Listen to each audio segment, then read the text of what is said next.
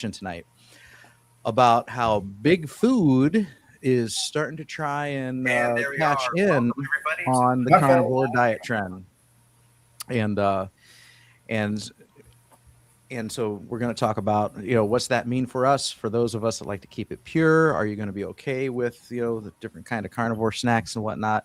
It might just make for a fun conversation, so we look forward to that. Also, remember, this is Monday night, so you don't have to just talk into the chat. You can talk face to face with us on screen right here, just like our good friends here, Jeff and John, the Carnivore Teacher Alpha, are. Just go ahead and click the link that's in the chat. If you're on YouTube, it's always pinned at the top. And if you're on X and Facebook, the other two places I decided to stream today, it's coming over to you right now. So we would love to have you here. It's a lot of fun. And if you're a new YouTuber and you're kind of shy, and this is a good way to kind of break the ice and kind of get used to this kind of thing. So please give it some thought and think about joining us on screen.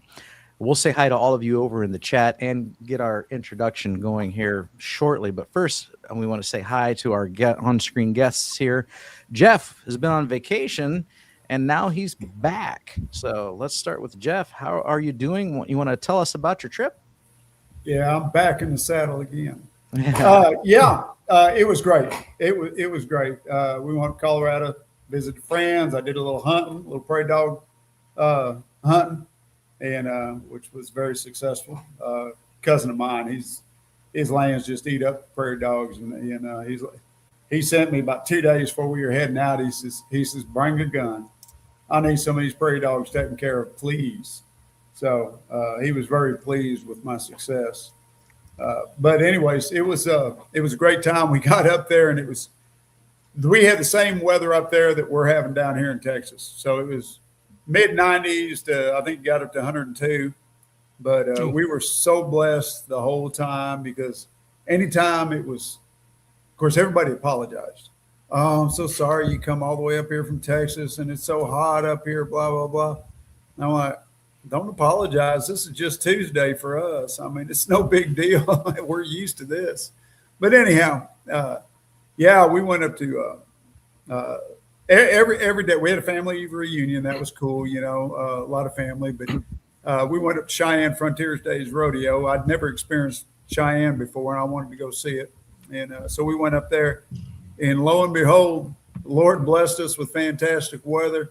They were getting rain all around, which they've been so dry for over a year, and they were getting rain all around. And we were under an overhang, so we didn't get rained on, and the temperature stayed 72 the whole time we was there. And then as soon as the rodeo was over and we're going to go shopping and check out all the event centers, the rain quit on us. Then we decided we talked to some locals about a good place to eat. And they turned us on to a good steakhouse, Little Bear Inn. Highly recommend it. Very good food, great steak. And we get in the truck. We're heading up there to the restaurant. Boom, comes another rainstorm. Can't even hardly see the roads come down so hard. We get to the restaurant, rain quits. We go in and we eat. It rains while we're in eating. We come out, rain quits. I mean, I'm serious. I mean, it's just like, God's umbrella over us. He was just going to give us a great vacation. And then we decided we wanted to go up the mountains, go up to Estes Park. So we went trucking up there, and a fantastic trip into the mountains. We get up there, 75 degrees all day long with plenty of cloud cover, had a whole herd of elk come into town and everything. It was just absolutely great time. And, it's about 13 hours up there and 13 hours back. And I was able to make I turned it on truck driving mode, and I was able to make the trip straight through each time, thanks to my carnivore snacks, my preparation, my dehydrated bacon and my jerky that I'd made, beforehand. So absolutely great trip. So now it's back to business. I got home, and oh my gosh, my yard had grown so much since I'd been gone. So I got to listen to last week's podcast while I was doing yard work, and I actually got the whole thing in doing the yard work. That's how long it takes for me to do my yard. So I Oh, got wow. to hear everybody last week. It was good discussion last week. I need to come up with something so I can, like, when I mow, and I've been mowing my yard and my neighbor's lately because her landscaper has kind of vanished on her. And but I've got like some Samsung Galaxy Buds, but the mower's too loud. I need something that actually like cups my ears and so I can actually listen, because that's a good 2 hours of my time. This is all I hear is, and I'd like to be listening to something a little more educational than that. Well, that's where earmuffs would do you a good job. They block out more sound than earbuds. I do use earbuds. I've got some good tight fitting earbuds that I use, and I can crank the sound up, which technically isn't so good for ears, but it blocks out the sound from my mowers. And I don't use a push mower. That's my wife's job. She does the menial tasks. I use a zero turn or my tractor. Yeah. I just had a thought. I think mine has a setting where it allows in outside sound, or you can shut that out. I think mine's allowing the outside sound in. Maybe if I adjust that, it'll work better. If you're willing to spend the money, they ain't cheap. I'll tell you that right now. But they do have noise reducing earbuds for shooting firearms. In fact, I'm going to buy me a pair here in the near future. Because I've got some noise canceling earbuds that I use when I shoot, and they're great when I'm shooting my pistols. But when I shoot my rifle, getting that stock up against that earbud just drives me nuts. So I'm going to get me some noise canceling earbuds that they shut the sound off on, sharp noises, but they still allow you to take phone calls. They still allow you to hear what's going on around you. So I'm going to see how those will work, with something like a lawnmower. All right. Very good. And I know you got some more information to share too, but we'll get to that later. Yeah, we'll do that later. Yeah, let's go ahead and talk to John. He was next on screen. John, Carnivore Teacher Alpha. How are you on this fine Monday evening? I'm doing great on this fine Monday evening. I want to thanks for having me on. I appreciate it.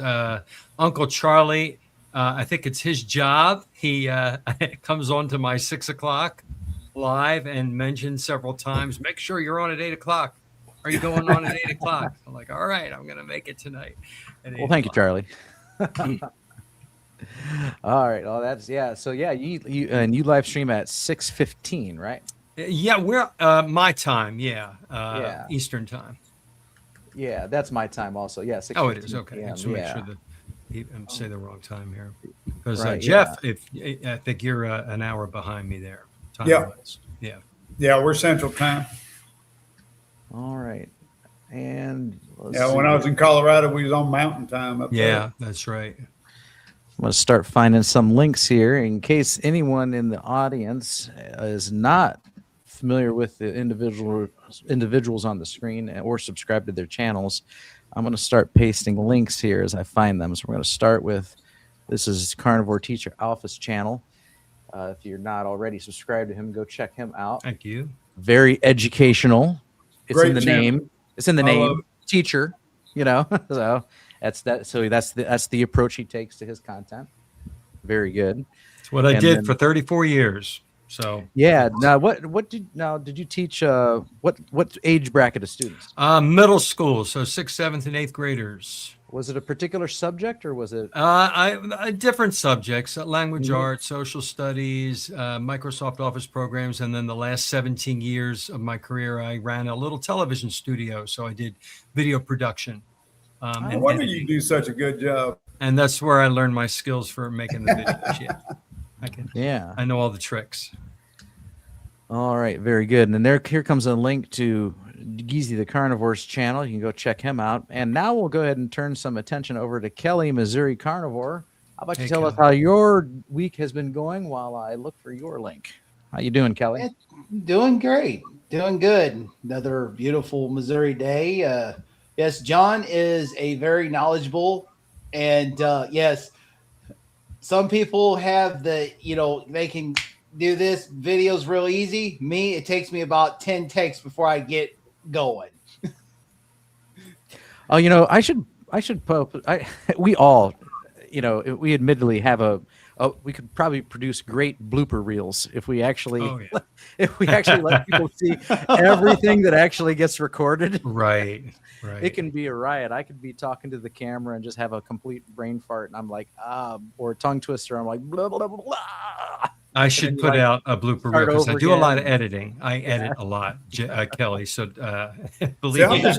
I'm just getting started in this game. I don't do any editing. You get what you get with me. You get what you get. That's good. Yeah.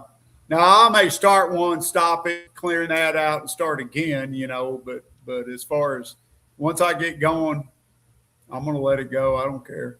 Yeah, no, that's good. If you that's call that in public speaking, they call that contemporaneous speech, and if that's a skill you have, that's actually very good.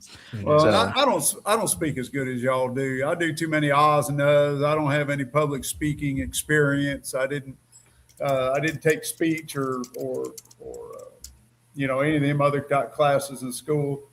In fact, I was lucky to get through with just the reading, writing, and arithmetic. Yeah, no, I've done a lot of public speaking, so I like it. And I've always liked being on a stage. I always like being in front of an audience, so it kind of comes natural to me.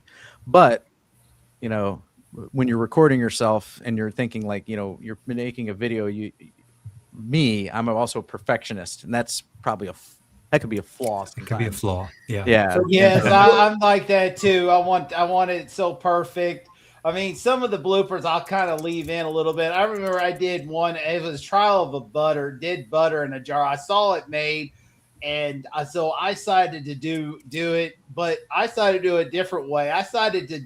They have this paint shaker that you can put in a Sawzall attachment, and you can shake, paint cans. And so I decided to do that. And the funny thing is the can came out of the thing, and I just caught it, and I had to do a blooper thing. Oh, wow. So do y'all come with prepared dialogue when you do yours, or are you just taking it off the cuff? So all my talking head videos, I actually sit down and I jot down an outline. So I know I kind of know all my talking points in order, the things that I want to say. So, but the few that I've done have also been like, they were very detailed. Like I did one on triglycerides with my triglyceride issue. I did one on stage 4 chronic kidney disease. So they were very informational. So I wanted to make sure that I had all the information that I wanted to get out in front of me, and in an order that made sense. Tried to make as much sense to the audience as possible. So Right. yeah. I kind of do the same thing. I have talking points that I prep. Otherwise, I'm going to do a lot of uhs and ums. Mhm. But I like to blend it so that when I'm finished with my talking points, then I turn it back to me and I put my own 2 cents. You could tell my talking changes at the end. Mhm. I look more into the camera, and I think I'm a little more relaxed. I try to blend it. Mm-hmm. Yeah. Both of y'all are very well spoken. I really appreciate it. You are too, Jeff. You're a natural. Yeah, I'm gonna say kudos to you, Jeff. I like that the beef jerky when you were getting ready for your trip and you made some jerky. I bought some of that Holy Cow meat church. It's not bad. It's got a little bite at the end of it. But have you tried it yet? Yes, I had it on some burger patties. It was pretty good. For it's as far as being pure carnivore, it's not, because it's got seasonings in it, but it's clean.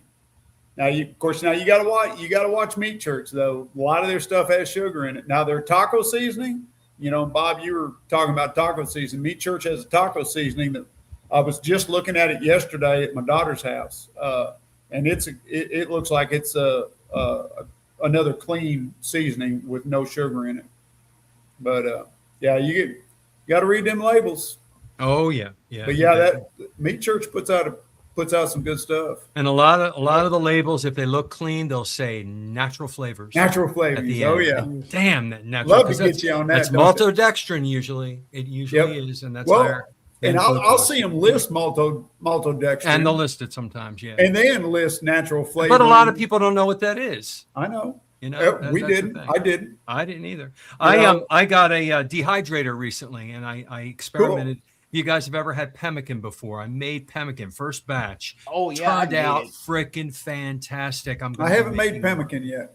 It's really it's a lot of steps, but it's kind of easy. It's fun and it's so good. It's really good stuff. I'll have to make some. Fills you up. I'll have to make some. Yeah. Yeah. I've done, I do jerky all the time. My favorite, and I got it from Kelly and Jerry, and that was dehydrated bacon.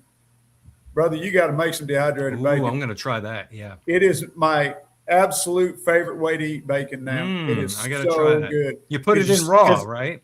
Yeah, you put it in raw. All right. And depending on, you want to do about 165 because you want to kill any pathogens. Right. And it's going to depend on your dehydrator. How thick the bacon is. How long do you go, Carrie?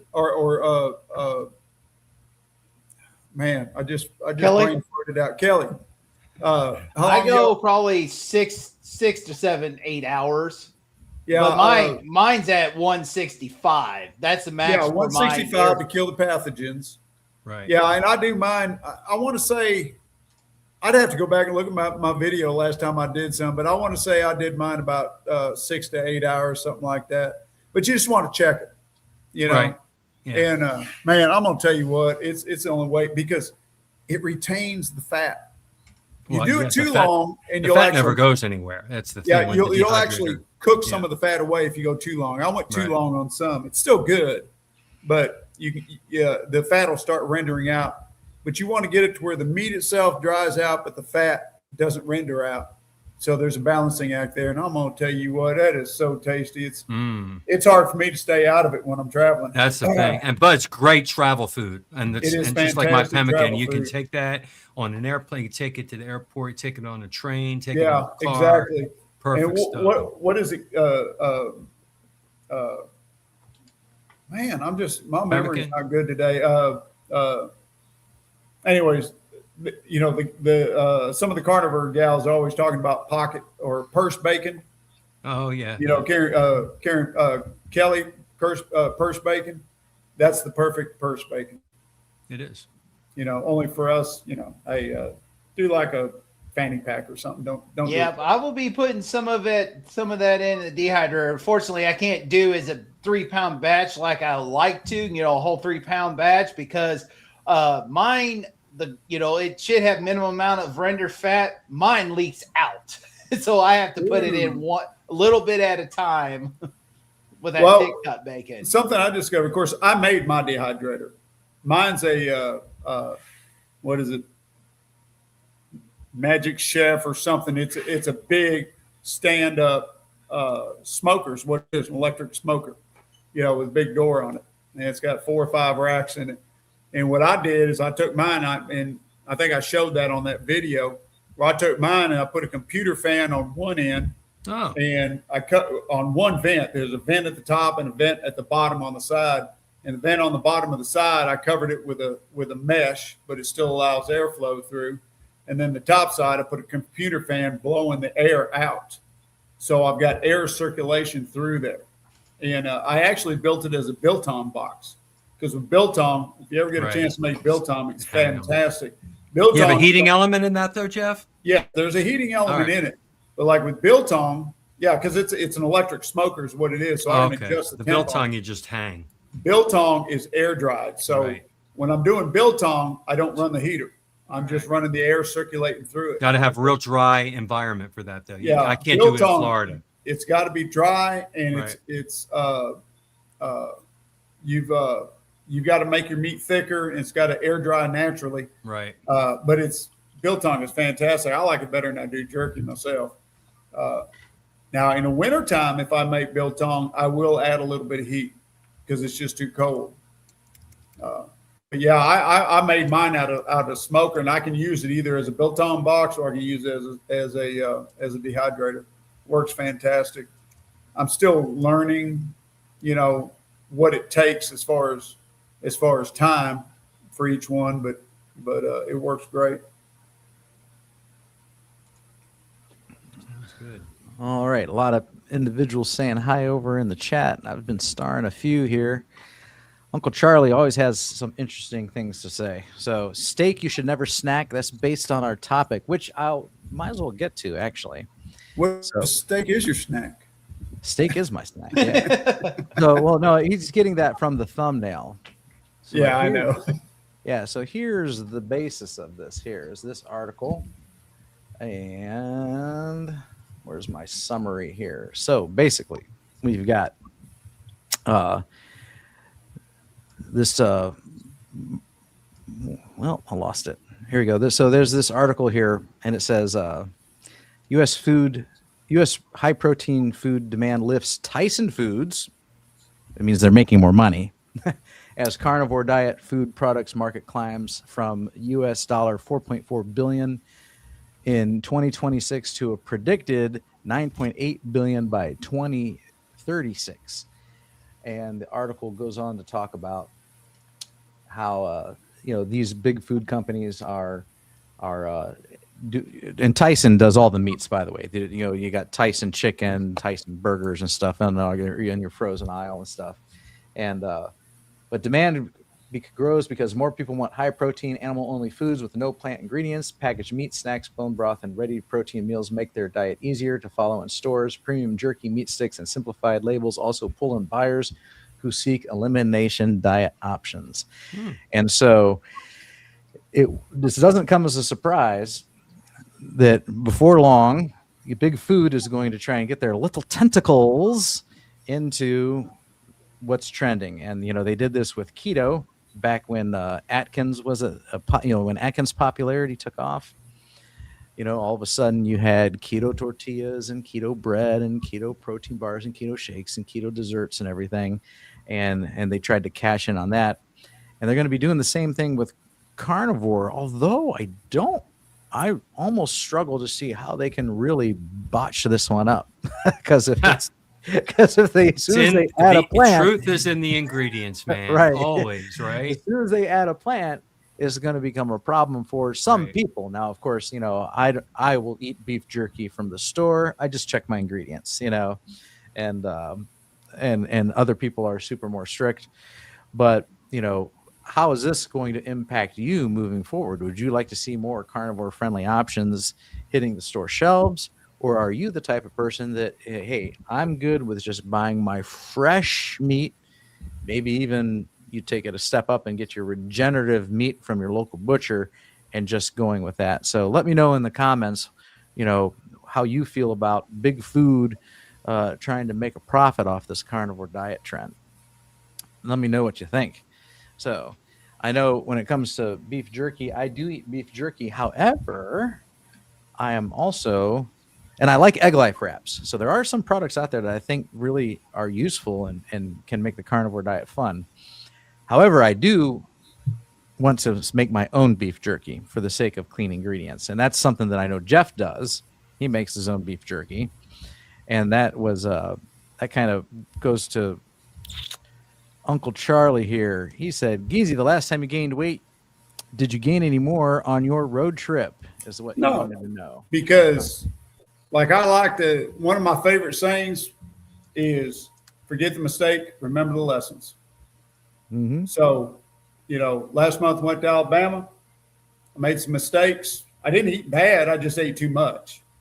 I had a couple of things that weren't quite right that I ate, like some pork rinds that was probably fried in seed oil, but that's neither here nor there. But I did gain some weight because I ate too much. This trip, I monitored better what I ate. I actually lost weight on the trip. All right, very good. 167, 168, and right now I'm 165. Yeah, I lose weight on trips. I don't gain weight like most people because I'm not in my own kitchen with all of my food available, and I tend to eat less often and less volume when I'm out of the house and somewhere else because I can't get what I want, and I always come back later. And something else too, something me and the wife would do, and I don't normally do this on a daily basis, but after we would eat, we'd go for a walk around my cousin's neighborhood. They live in a small town in Colorado, but they've got some nice neighborhoods, and we'd go ahead and go for a walk after we eat, and That's actually a really good thing to do for everybody. Yes. Is just go walk a Walk. mile or so after Every a night. meal. Doesn't even have to be hard and fast. And I don't know if that had made any difference, but I know I felt better doing it. How tall are you, Jeff? 6 foot. 6 foot. All right. So I started losing weight over the last couple of weeks. I've mentioned it, maybe last Monday or the Monday before, and I am actually down to 167. I'm 5'8". I saw that. Yep. Yeah, I was riding around on the zero turn when I heard you say that, and I just I gave you a thumbs up. You couldn't see it, but I gave you a thumbs up. I was proud of you. Yeah, it's pretty neat. So, because I lost my initial 60 pounds, made it from 235 to 175. Wow. And then I just kind of hung out in the upper 170s for the last, several years. And then I started losing weight again. And I think part of it is just the weather. The weather's so hot and humid that my appetite kind of goes. And I took some time off work, so I don't need to eat as much when I don't work because I don't need the fuel. So I think that kind of helped it. So yeah, I'm 167, and I was talking to my wife because I'm excited. I was 167 today, and she's like, you need to stop obsessing over your weight. You weigh yourself every day, and I'm like, I know I do, And I said, now that I've made it this far, I was like, I wonder if I can get into the 150s. And she's like, no, you don't need to lose any more weight. The kind of support you always get when you're losing weight. But I looked up my BMI, and I know that's very unreliable. But for general speaking purposes, for a 5'8" male, my normal weight should be, and it was between like 139, which does sound very bad, very low. That would be really skinny, up to 164. And then 165 and up is considered overweight. And then, there was a number that's obese that I used to be. And so I'm still technically in the overweight category. And if I can shave off 4 more pounds, if I can get to 163, then I'll officially be, according to, these BMI numbers, I'll be normal weight, which will probably be the first time I've been normal weight since I exited the womb. I mean, I've never been a normal weight. But are you muscular? Not like I work in construction, so I'm your muscle, your fascia, your bones, they all weigh, and so that's why that number shouldn't be taken so literally. Exactly. Yeah, just a guideline, and more your height to weight ratio. Is kind of more important. Whatever your waist size is. Yeah. So I'm still. I'll tell you what. I feel better at 165, between 160 and 165, than I do at any other weight. I just feel so much better. Yeah. So I'm 5'8". I'm wearing size 34s. All right. And I remember, there was one time, I think post high school, I got down into around 162, and I could squeeze into 32s then. And, I'm almost there. So I'm going to make it a goal. I'm going to make, I'm not something I'm like religiously pursuing, working my butt off towards, but I think it would be cool to step on the scale and see, 163 is my new goal, because that puts me in the normal range. And then if I can hit 159, I'd be happy to stop right there. Are you a dairy eater? I am. So. All right. If I'm telling you, this is going to work. You cut out all the dairy for a couple of weeks. You watch that number drop like a rock. Yeah. Just the dairy. Just try it. And if it doesn't, then put it back in. Right. No, I'm sure it would. I've cut dairy in the past. Oh, so right. Yeah, and I have. But like I said, I've been in maintenance mode. I've been very happy with 176, 177 for the last 3 years. It just depends how you feel. If you feel fine. And I did, but I could always look at myself and be like, I still could stand to lose some weight. And then now that I'm in the 160s, I now have this new wave of motivation. All right. I'm like, oh, look at that number on the scale. I think I can manipulate that number a little more. A little more. Yeah. We all do that. Yeah. If you're so like me and you get on the scale and you exhale, you make sure you did it after your bowel movement and after you took a pee, and just No, get that number as first thing low in the as you morning. can in the morning. First thing in the morning after I've emptied, before Right, I put right, any right, clothes right. on. That's the most accurate measurement right there. So Yeah. that's what I do. Bacon Runner says day 3 of my bacon fast was today, heading into day 4 tomorrow. So that's nothing but a diet of bacon. Awesome. It's that too. It's in the name. Bacon Runner. Yep, she likes her bacon. So Donna Ray. very, very good. I've heard of sardine fasts and egg fasts. I'd be down with a bacon fast. I think I could do that one. That sounds good. All right. Charlie, on the opposite hand, I put bacon back in the diet, but I drained the bacon oil and I don't use butter. And yeah, and that's true. Charlie's been for weeks now boasting about his successes by actually cutting his fat. So it does go to show you that we're all different. We are different. Yeah. And then he asks how I was doing. Pretty good. Saturday was a blip on the radar day. I went to a concert up in Cleveland at the House of Blues to see my favorite artist, and in one of his dozen bands. And then, but while we were up there, the family wanted to eat there, and so we ate right on this strip in Cleveland, in between buildings and stuff. I hate cities, so I was kind of like, oh my gosh. And there was nothing on the menu that was carnivore friendly, so I had to deviate for the concert. But then I woke up and I was still a pound down, even so it didn't affect me at all. All right, where are we at here? He's thinking about going lion, but with bacon. Then it wouldn't be lion.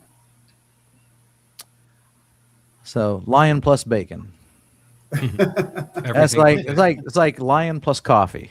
There you All your go. lion dieters are like, I'm lion plus coffee.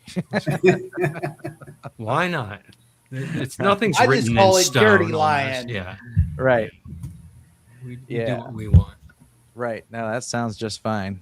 As we were on Kiltz's program earlier, and we were talking about sardine fasts, and someone said they should call it the sea lion diet because it's all seafood. I like that. Yeah. I like that. DS111. I am 62 and work in construction. It has occurred to me that I regard carnivore as my non-retirement plan because I do not intend to stop working. All right. That's how I feel right now at 50. Now, John, you're retired, right? I am. Yeah. I'm 61 and I'm not stopping this. I've never felt better. Yeah. So I work in construction, and it's kind of weird. So yeah, you're 11 years older than me. In 12 years, at 62, I think it's when you could maybe then really start thinking about retirement. But I just feel like I'm going strong. And I was having this conversation with my daughter today. She called me. She lives in Georgia. We were talking on the phone. And I was talking about how, my parents, who are approaching 80, and some of the things that they are having to deal with that comes from approaching 80.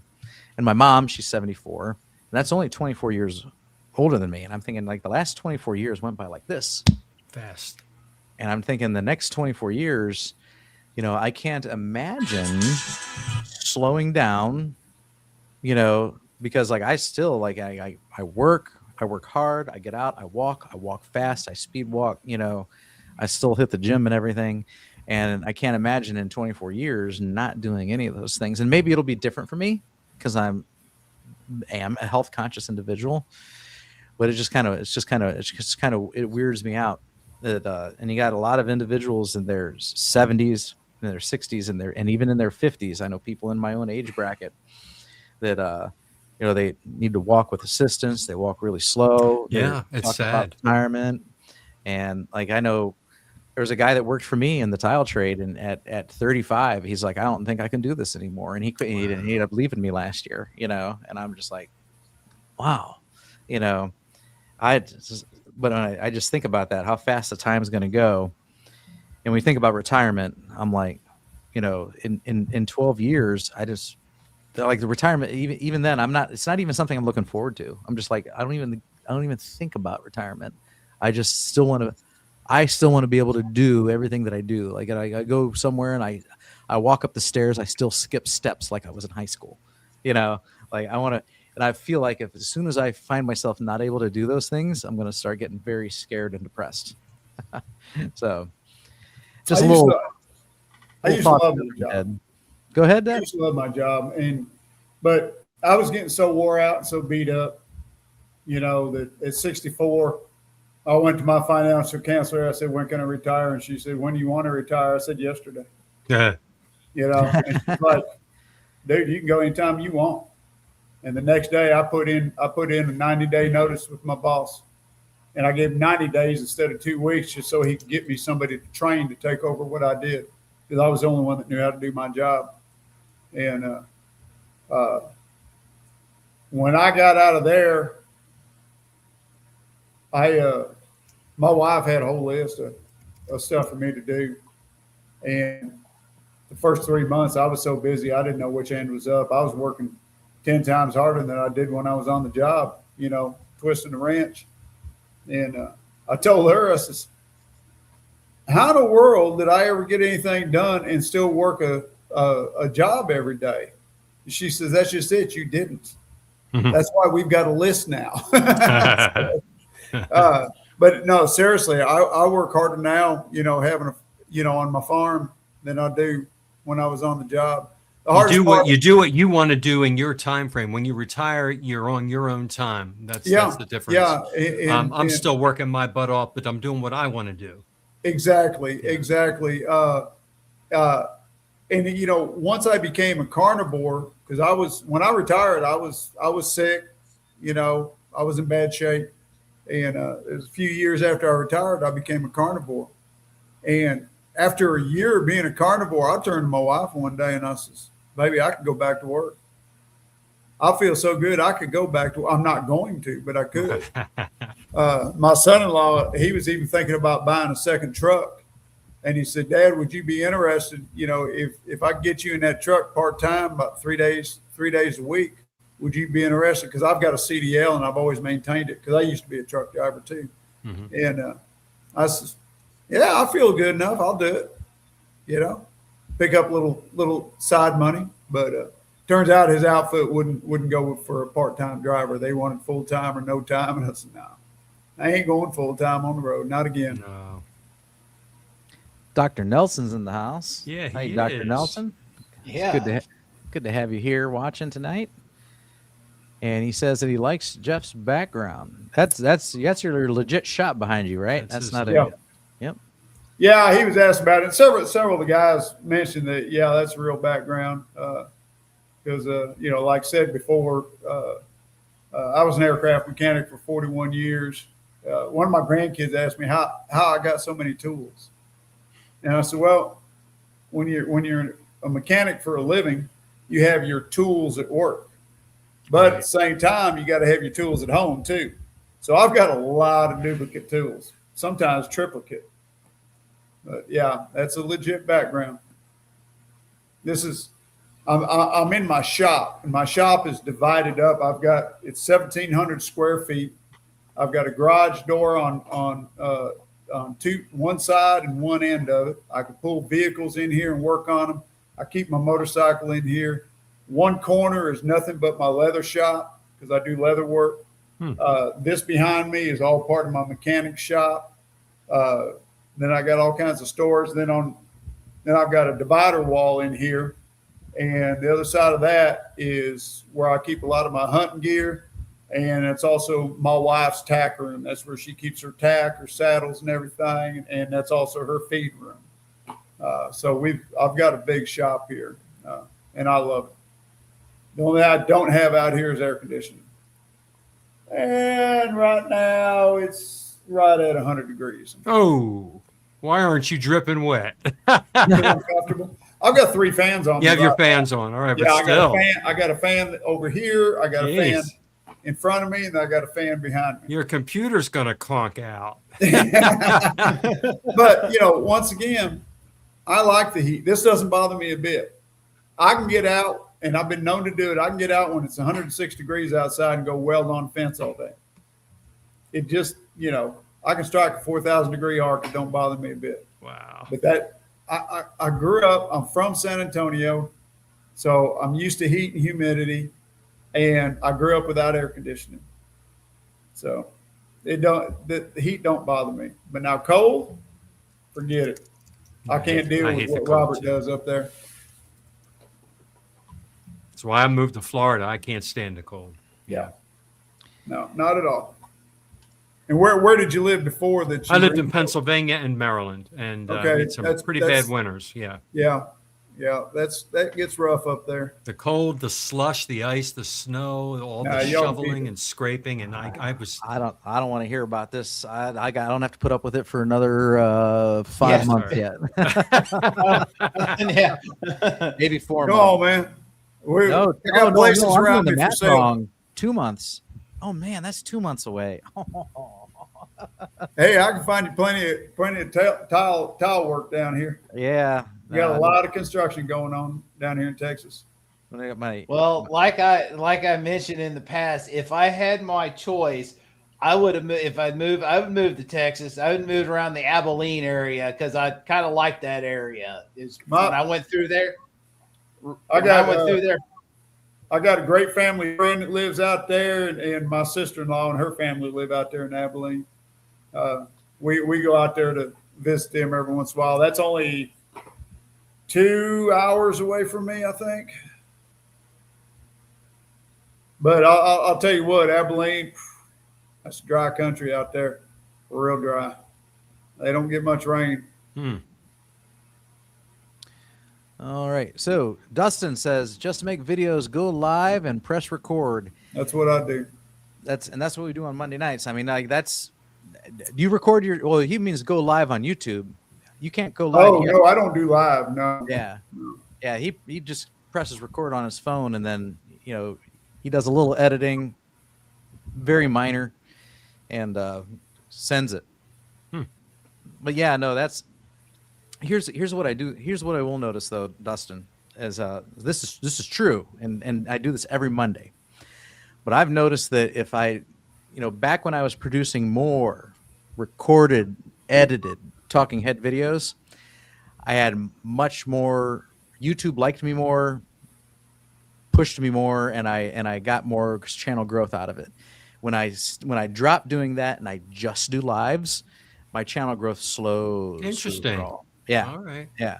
So I think with if you're trying to grow a YouTube channel, which I'm not necessarily, that's really not my goal here, is to grow a channel. But if you're trying to, I think you need to kind of mix it all together. I think you need to have some, what I call talking head videos. Yeah. You need to have some lives. You need to make some shorts out of it, and you need to be regular. So, and as soon as you stop cutting, one of those three heads there, you take one of them off, and things start to slow down. That's been my experience. Same thing if I'm just at first I couldn't do lives. You had to get to a point where you could do lives. Right. And not too much time. But, right. Yeah.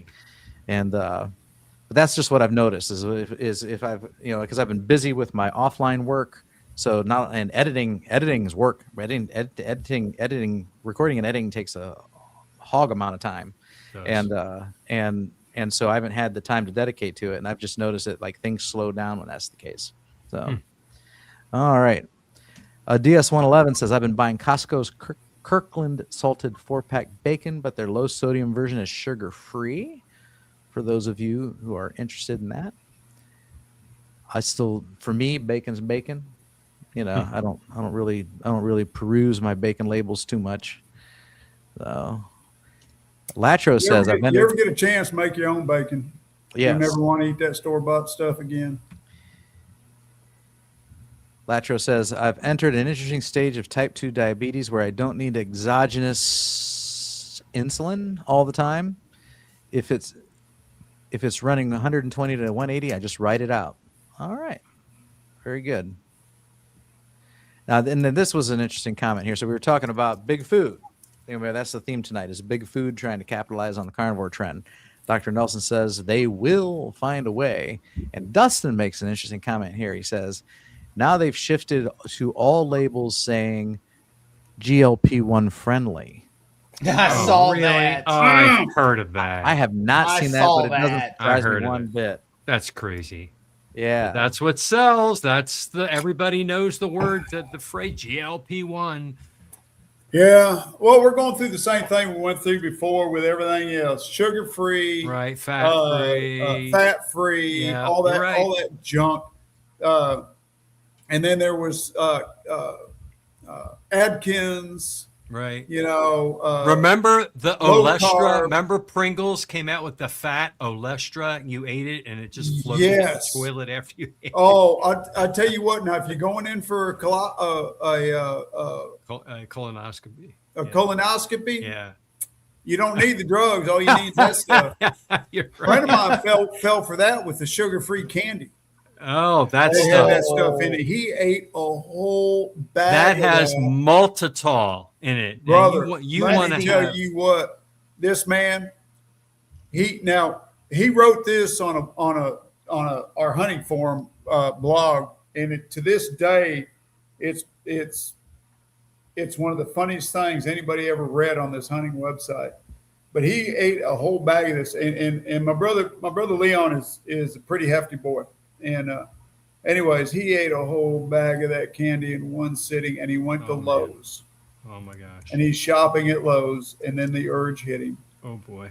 He pretty much destroyed that stall in that bathroom. And to hear him talk about it, it's just it's one of the funniest and saddest things you can imagine, because you just felt so bad for him that he went through all that, but at the same time, it was just hilarious the way he tells it. So yeah, that stuff was so horrible. How many people went through that? Xylitol and erythritol is not much better, but right.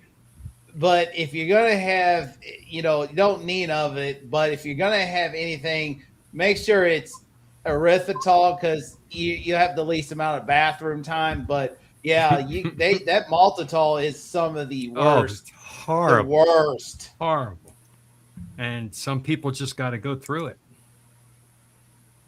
Oh, I lost them. Shit. All right. Oh, there you are. Dustin made a comment. Guys. It would be awesome if Big Food just dumped $1 trillion into regenerative farming, flood the market with fresh farm-raised beef. That would be nice, wouldn't it? Yes. Yeah. John, what We're did you the only lose? ones that would appreciate it. No, I thought I lost my feed to you guys. It just disappeared, and of course, I had my blooper, and I cursed. I'm like, oh shit. Hey, Thomas, how's it going? Thomas. buddy? Welcome, brother. Hey guys, how you doing? Cool. Good. Welcome to the club. How you doing? Yeah. How's it going? Welcome. Good. on. I'm doing good. All right. Yeah. How's things over in Jersey? Jersey, everything's good. Jersey. Yeah. It's pretty good. I recently just I have been off of short acting insulin since not Saturday, but last Saturday. So the 25th is the last time I've had short acting insulin. So I just take the long acting now. So I'm doing a lot better with that. And I did a 5.5 mile walk without sitting down and resting Pretty ever. long. Wow. Yeah. Last Sunday. And I just recently bought a new bicycle, so I'm going to learn how to balance on it and then hopefully learn how to ride it again. All right. Very good. I do want to I have a bicycle. It's just not that great. I want to get a nicer one. So that is something that I'd like to do too. Well, even a crappy one's better than none. But I had to take my truck into the shop, and I threw the bike in the back of the truck, and this was before. This wasn't recently, but I had drove it down to Kent, and then I rode my bike all the way back, and it had been, I don't know, 15 years since I rode that bike, and whoo, what a workout. So yeah, if your muscles aren't used to that, you're gonna. Yeah, my legs work the were muscles you on don't know. Yeah. fire. Yeah, and your That's butt. some of the Right. things I'm going to be doing next year after I get through this hip replacement surgery recovery. Oh, wow. I'll be back. I estimated back to work by December. My goal is I'm going to take this channel to starting to do a lot more adventures. I told my daughter I want to buy a kayak. Missouri, most states have got very diverse regions.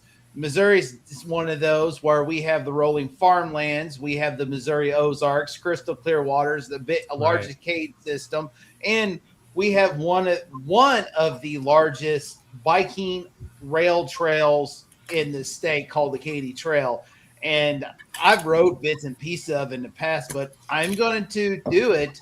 I'm going to take and do the entire trail where you can actually you can be shuttled either go to St. Charles, Missouri, or you can go to Clinton, Missouri on each end of it. And then they can shuttle you back to your vehicle where your vehicle can be safe.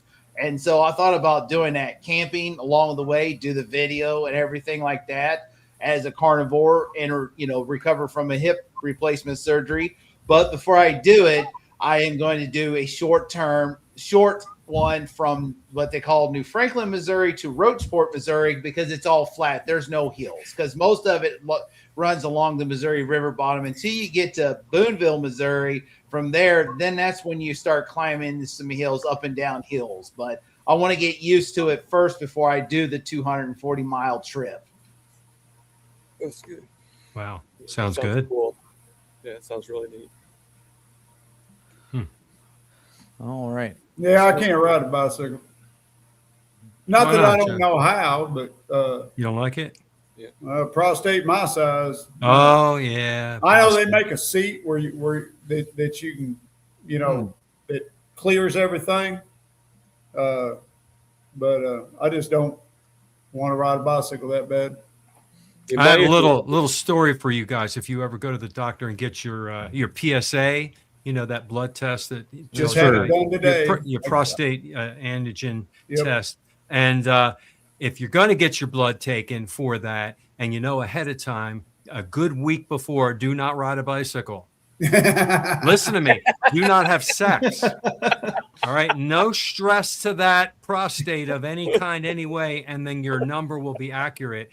Because if your number will be highly elevated if you do those things I just mentioned, and then they're going to say, "Oh, we've got to do more tests, and we're going to have to do a biopsy because your number's too high."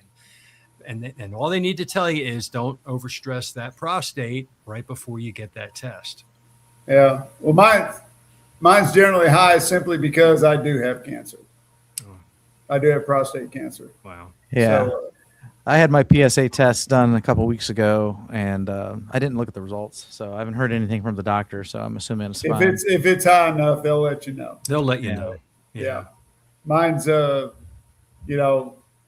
I'll have my my consult with my urologist Friday, but I just had the blood test today. I get one every 6 months, and plus I had 2 appointments. I had an appointment with my oncologist and an appointment with my urologist. All right. So Latro's got here's our first more technical question of the night. My mom is 90 and is having some memory issues. She won't do carnivore. I sent her some magnesium BHB to try. She is smart about supplements. Any other suggestions? Okay. So sorry to hear about your mother. And I would say if she's smart about supplements, then I would maybe make some of these recommendations. And being smart about them would be not to stack all these on top of each other at once, but one at a time, to see if that particular one is helping you or not. But we've got the magnesium that you talked about, a high DHA fish oil, and because DHA is the omega-3 that's supposed to be very good for cognitive function. Mm-hmm. So EPA for cardiovascular, DHA for the brain, vitamin D3. Mm-hmm. I don't know what her D3 issues are. She's 90, so I don't know how much sun is she getting. Is she indoors all the time? You can get her taking a small vitamin D supplement. You don't want to go extremely large unless you have vitamin D checked, because there is a such thing as a vitamin D toxicity. But most people can take like 400 to 2,000 and they're fine, And some people can take a lot much more depending on the circumstances. I take 10,000 a day, but that's because I have kidney disease and I spill most of mine. So you want to be careful with that. But that's so we got the DHA, fish oil, vitamin D3. The advantage of the meat is really in the B12. So if she's not eating enough meat, maybe she needs B12. That's the same supplement that the vegans have to take because they refuse to eat meat. And that helps with memory issues as well. And then creatine. So, the creatine supplements can also be helpful too.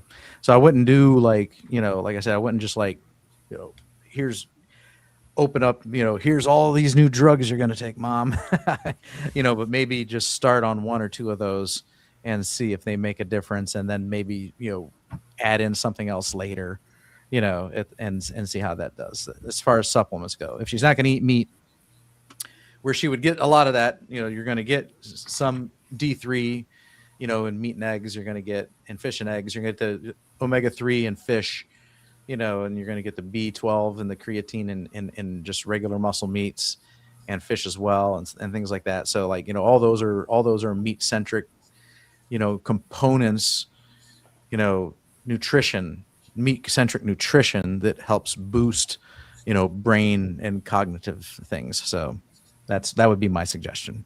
Any other suggestions from our panel? Ditto what you just said, man. Okay. You said nothing to add there. Yeah, I can't improve on what you said. I just absolutely. Well All said. right. Yep. Very good here. Miss Laugh-A-Lot says, I want to buy some of the egg wraps you used the other day in your cooking show. So yes, my cheesy taco video. It's not cheesy. It's actually not cheesy. The tacos are cheesy.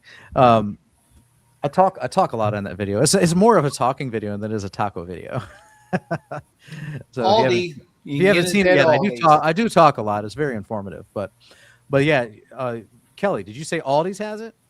Yes, Aldi's. That's where I found them at. That's the only place I found them. Now at you're talking in my area. Egg Life wraps. Is that the ones you're talking about? Yeah. Yeah, Egg Yeah, Life they're in a wrap. lot of different stores. Yeah. Yeah, so the my only ones local Meijer has them. I've seen them at Giant Eagle, and I don't go to Walmart, so I don't know there. But another user here, Latro, says I found a pack at Sam's. Now my Sam's doesn't carry them, but the local BJ's Wholesale Club does.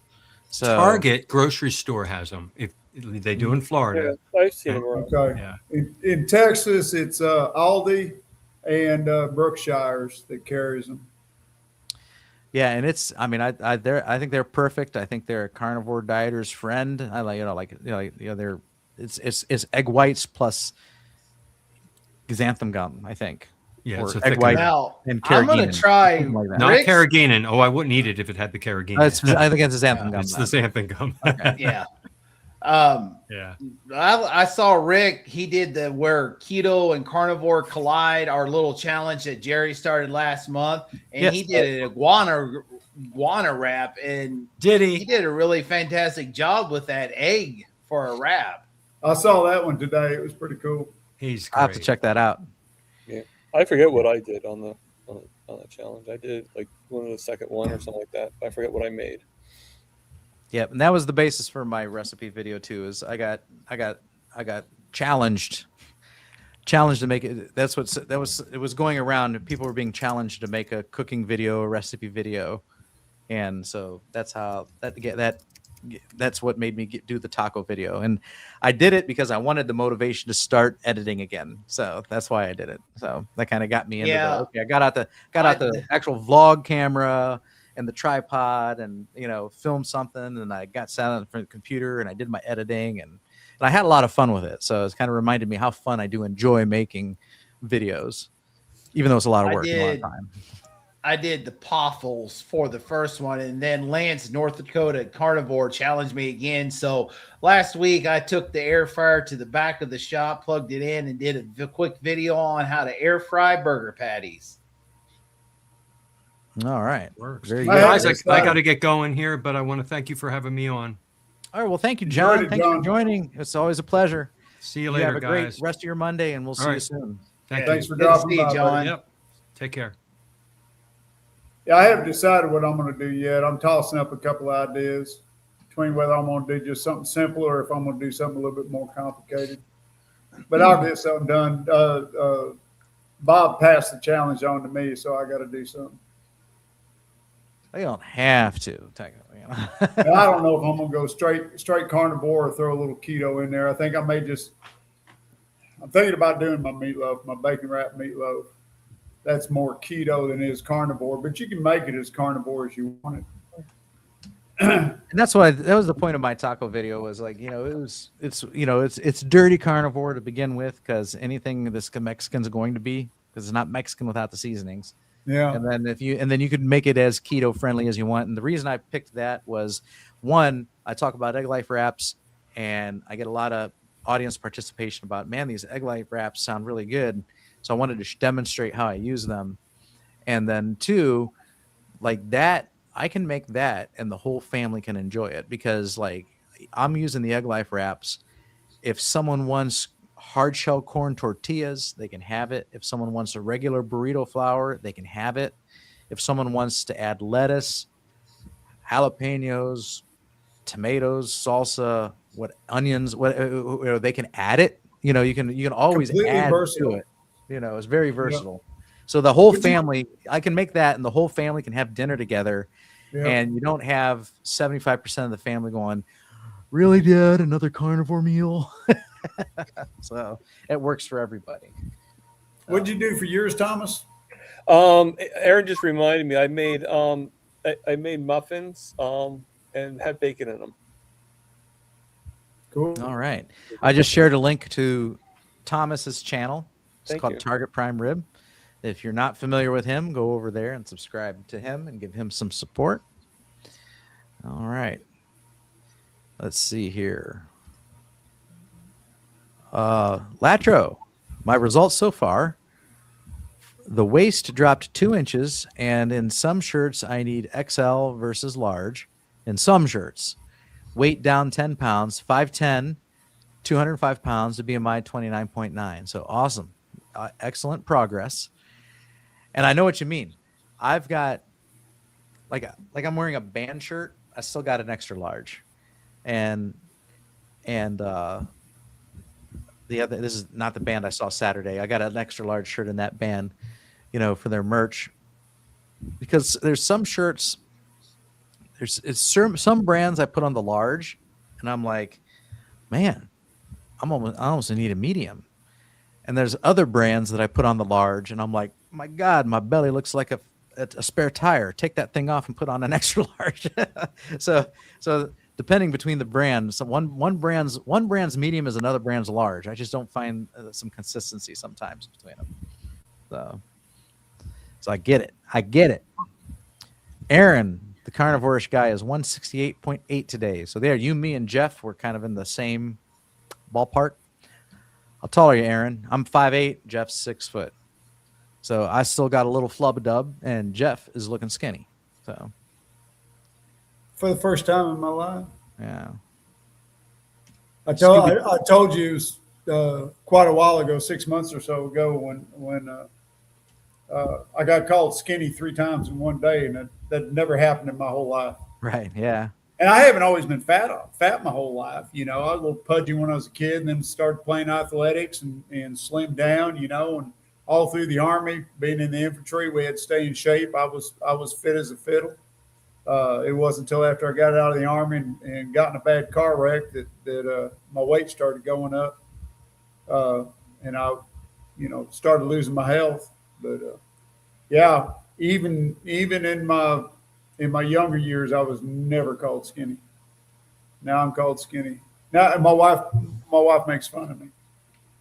She we'll be someplace and she'll see some old man, you know, that's just skinny as well, rail, you know, wearing shorts, you know, and knee-high black socks, and you know, she'll point to me and say, "That's you in a few years." But no, it ain't.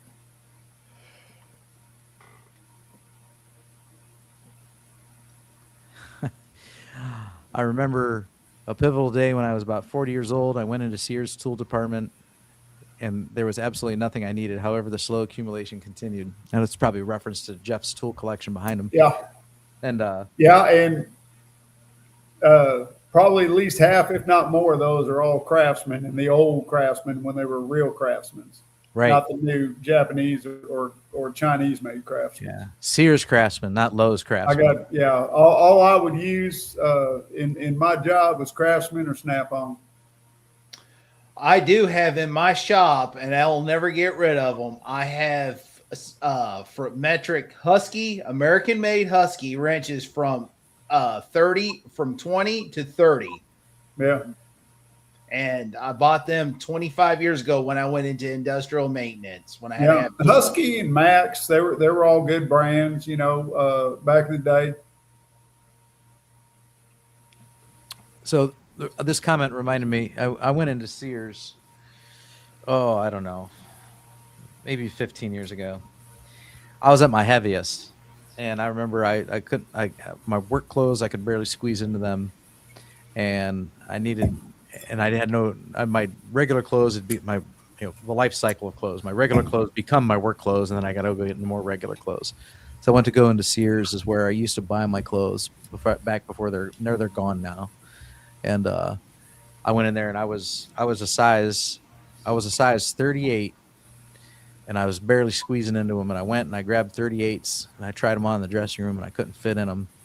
And then I grabbed like the 40s, and I didn't, and even that was too snug, so I needed to go 42. And I was just like, I was so distraught, I just left without buying anything. Because I was so upset, that was the biggest I'd ever been. I don't know what I weighed then, because I didn't weigh myself back then. And but when I saw this comment about going into Sears and there was absolutely nothing I needed, and that's like the last time I was in Sears, that was my experience. So now Sears is gone, and I shop at Kohl's. So, all right. Yeah, Tom, he's another one of those. Turn on the camera and let it roll. Yep. Little rip tater chip. Yep. He just as raw as you can get right there. Yeah, for me it's pork rinds, but Yeah. So that's my chip now. That's my tater chip is pork. Oh yeah, and if you want a good clean, flavorful pork rinds, if you can find the 4505 chicharrones, they have the Tion ones, and they have a cheddar and jalapeno flavor that's really good, and it's clean. That sounds good. Yeah.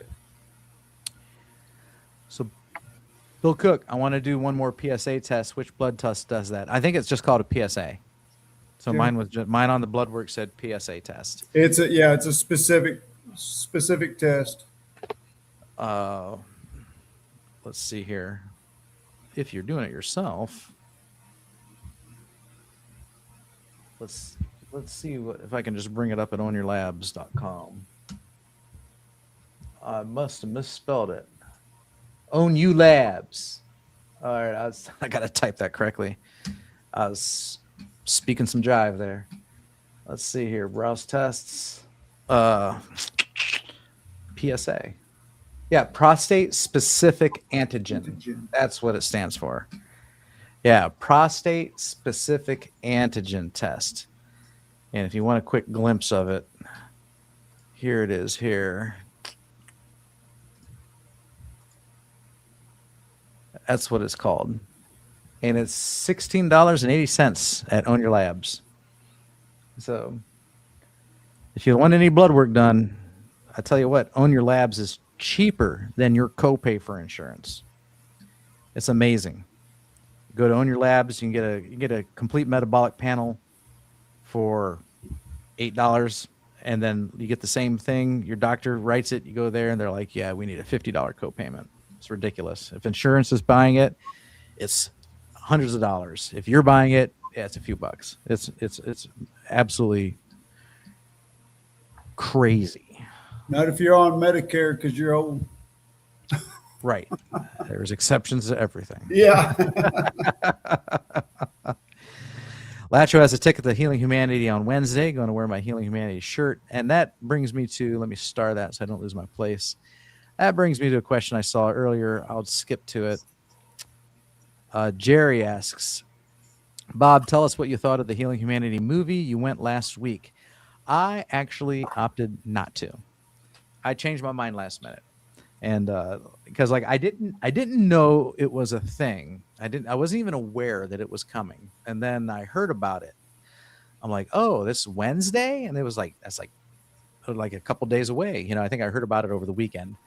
And I even talked about it on Monday, like, I think I'm going to go. I can make this work. And I was planning on it. I was going to have to take, basically Wednesday off, drive to Columbus, and, and I was gonna spring for the VIP dinner, and then see the movie, stay for the Q&A, and then drive back. But see, it's a 2-hour, 15-minute drive ish. So I'd have to take the day off work. So I'm like, I'm not making money. And then the mileage down there and back is a tank of gas. I can only drive my truck because everybody else was at work using their vehicles. So that'd be like another $150. So I'm not making money for not working. I'm spending $150 on gas. I'm spending $150 on the event, and then if I buy merch, and then I'm driving back, and I'm getting back into my bed at like maybe 1 a.m., 2 a.m., and then turning around and going to work the next day. And I was just kind of like, I really don't feel like doing all that driving and staying up that late. So I passed. Do I wish I went up a little bit? Yeah, part of me wishes I went, but I was just like, no thanks.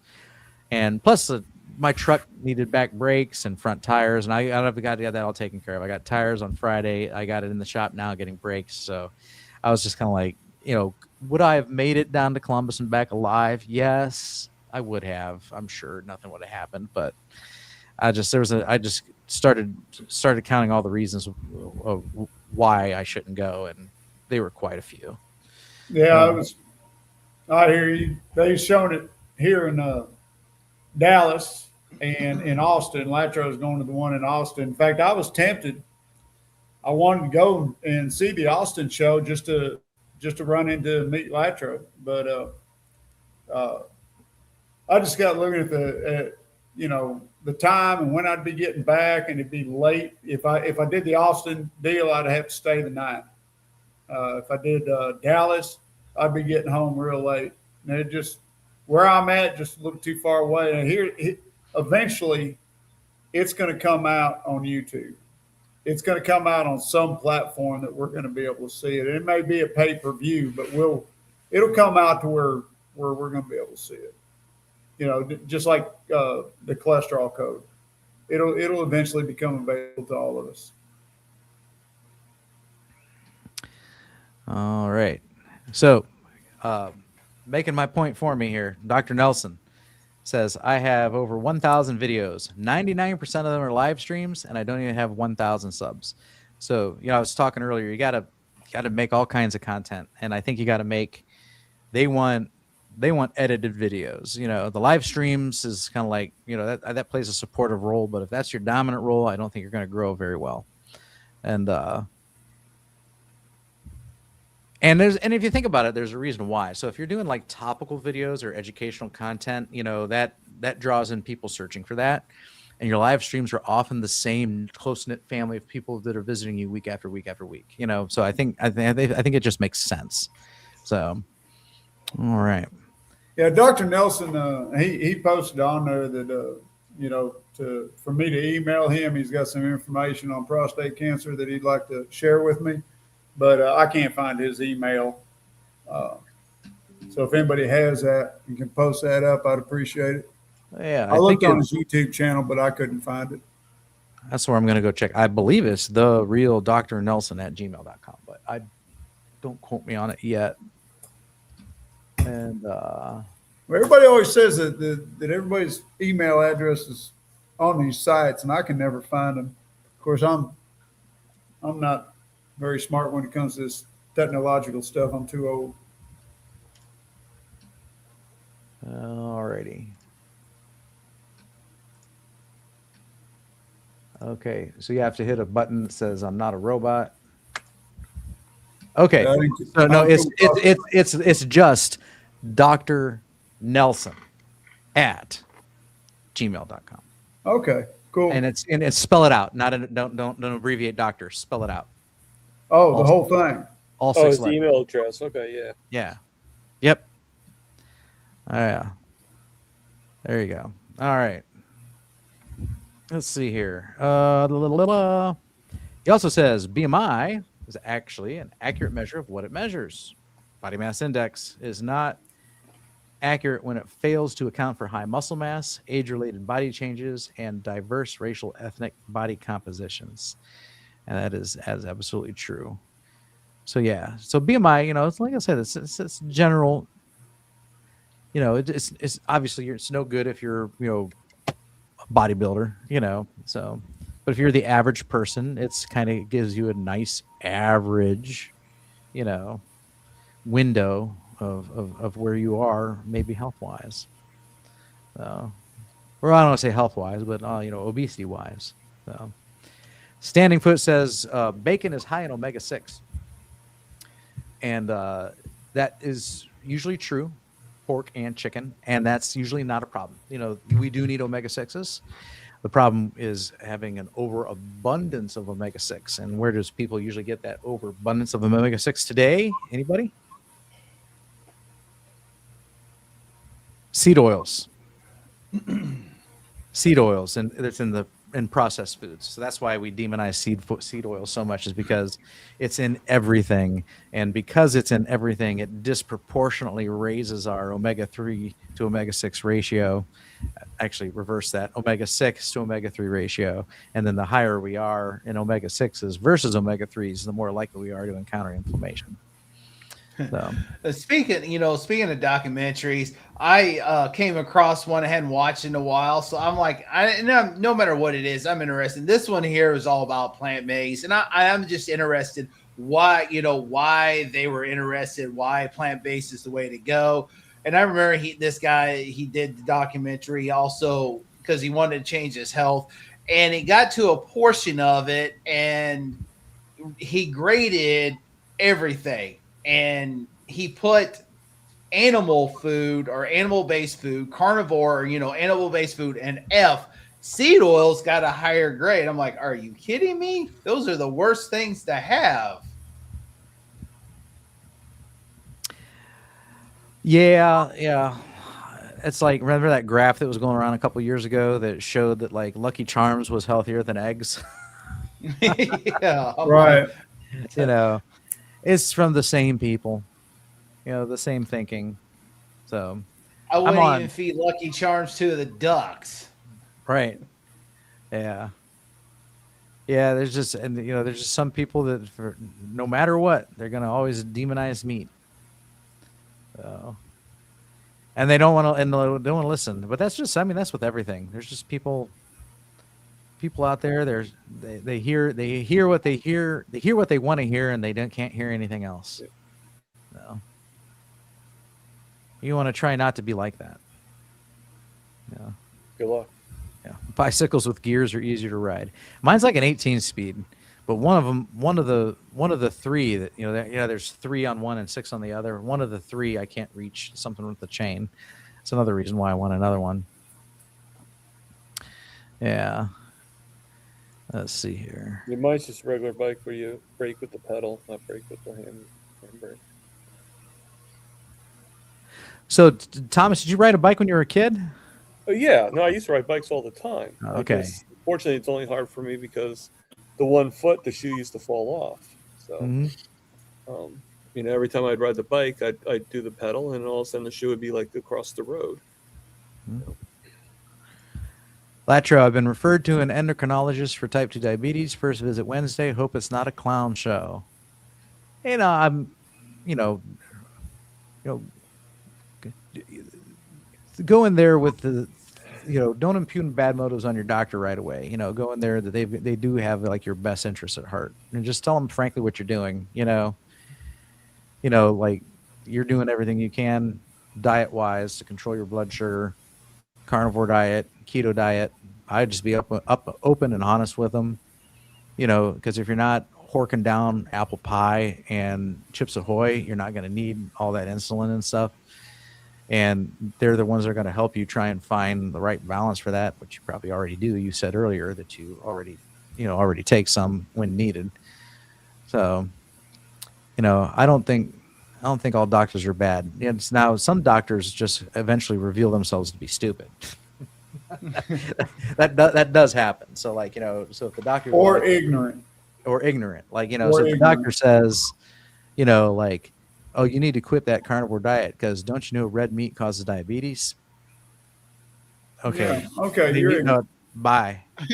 I would be laughing. Well, that was what know. I ran into today. So, I've spoke before about my GP, who is fantastic. He knows what to do, and he doesn't speak against it. He doesn't speak for it, but he doesn't speak against it.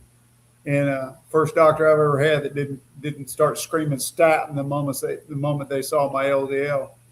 But so today I had to go see my oncologist and my urologist. Of course, urologist, it was just for the blood test for the PSA.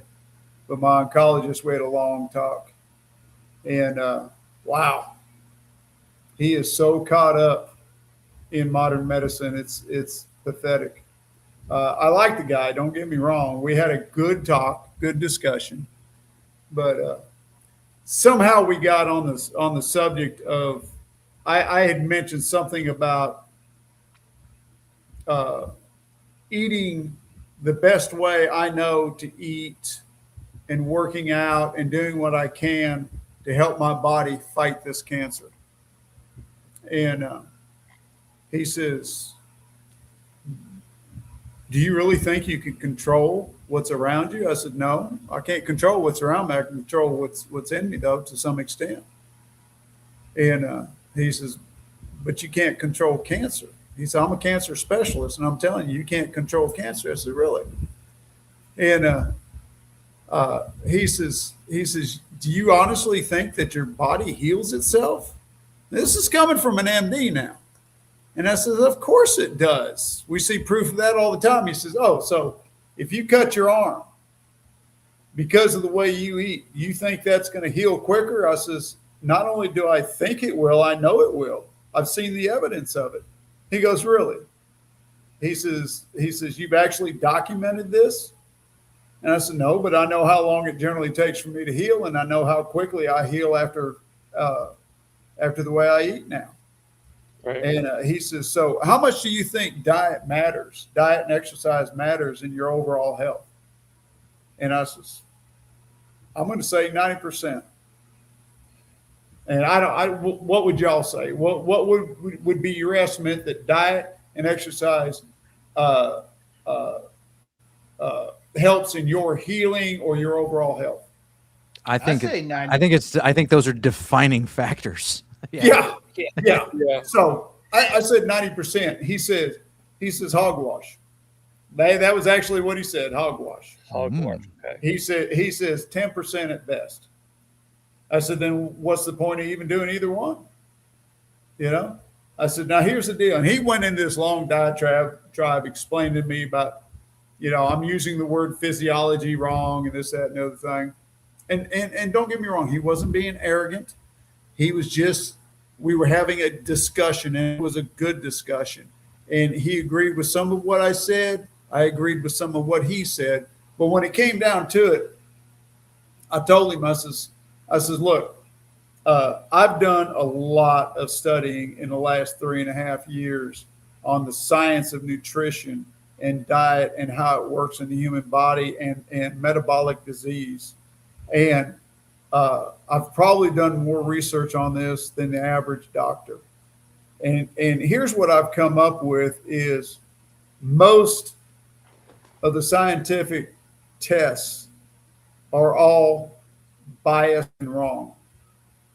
And the best evidence is the anecdotal evidence of everybody around you and how something affects them. Even though we're all different, there's enough similarities between us that those anecdotal evidence can be good in us, can help us and help us understand about ourselves.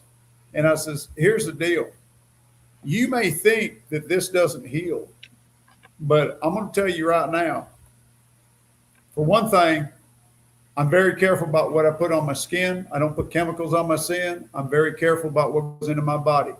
90% of everything I eat, I raise myself. And I didn't tell him I was carnivore, but the only thing I mentioned that I raised myself was meat. And I told him I raised, goats, sheep, cattle, plus I hunt. And I says 90% of everything I eat is something that I raise. And I said, I'm very careful about what goes on my body. I don't put sunscreen on. I don't put chemicals on my body if I can avoid it. Even my deodorant, when I rarely use it, because I don't stink anymore. I don't need deodorant most of the time. And even my soaps, I try to go as natural as I can. And I says, here's what it's done for me in 3 years. I says, it's gotten me off of all my heart medication.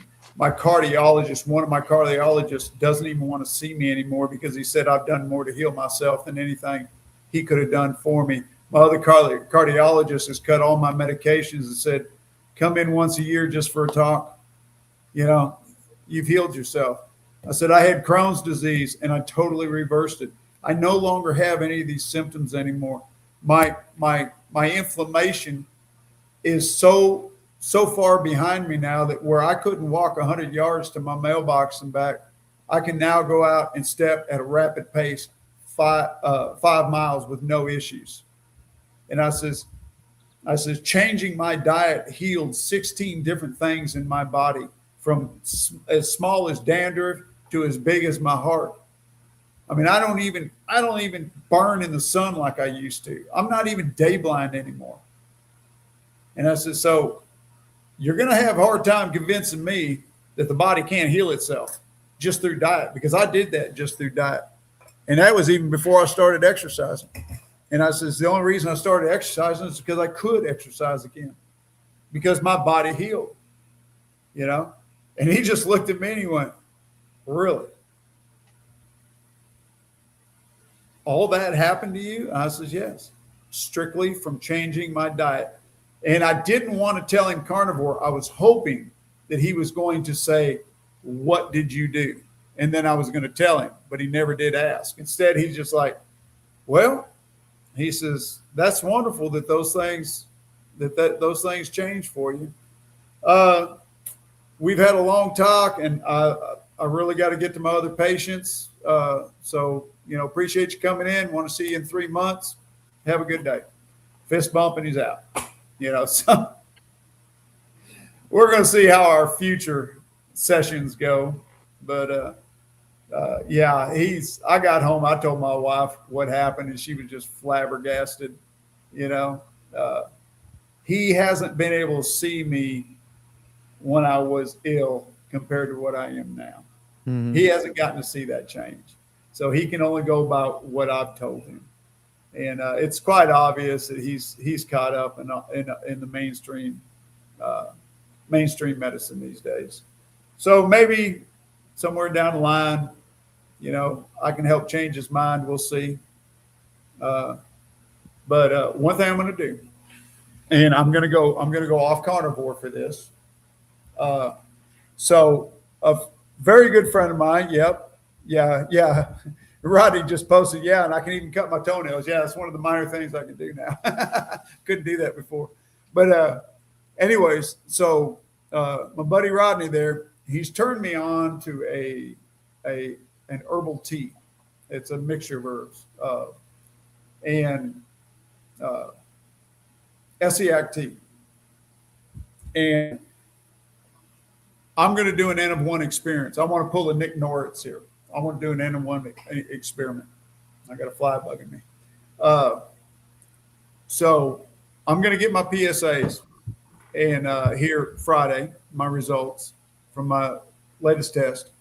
And I know they're going to be elevated because each time I get them, they keep going up. Even though my cancer is minor, my PSAs keep going up. So what I'm going to do is I'm going to do a 6-month regimen. I get my PSAs done every 6 months. So as soon as this tea comes in, I've ordered it.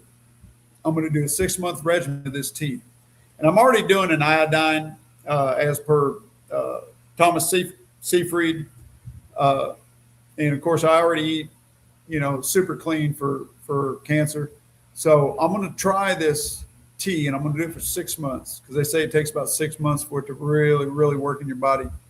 And I want to check my PSAs after 6 months of doing this SEAC tea, and we're going to see what it does for me. So this is going to be my N of 1 experiment for cancer. Now, I will say, if the tea starts affecting me in a negative way, then I'll have to stop it. But as long as it doesn't affect me in a negative way, and you're not taking much, you're taking what, 3 ounces a day? It's not very much. So I look forward to seeing how that little experiment's going to go. That'd be interesting. I'm pretty flabbergasted at your doctor. So Yeah. that's I was too. mind-boggling there. Yeah. Wow, that's something else. For a doctor to say that the body can't heal itself was just mind-blowing. Right.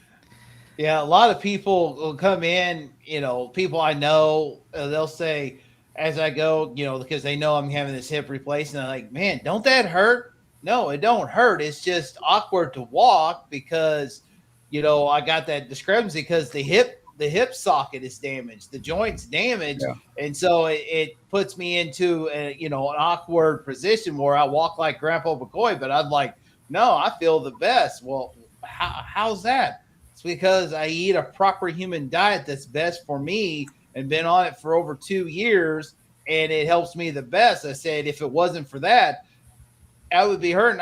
I'm like 48 years old, walk like Grandpa McCoy. Well, another 30 days, and then that less than 30 days I won't be. But I feel like I'm 28, almost 30 years old.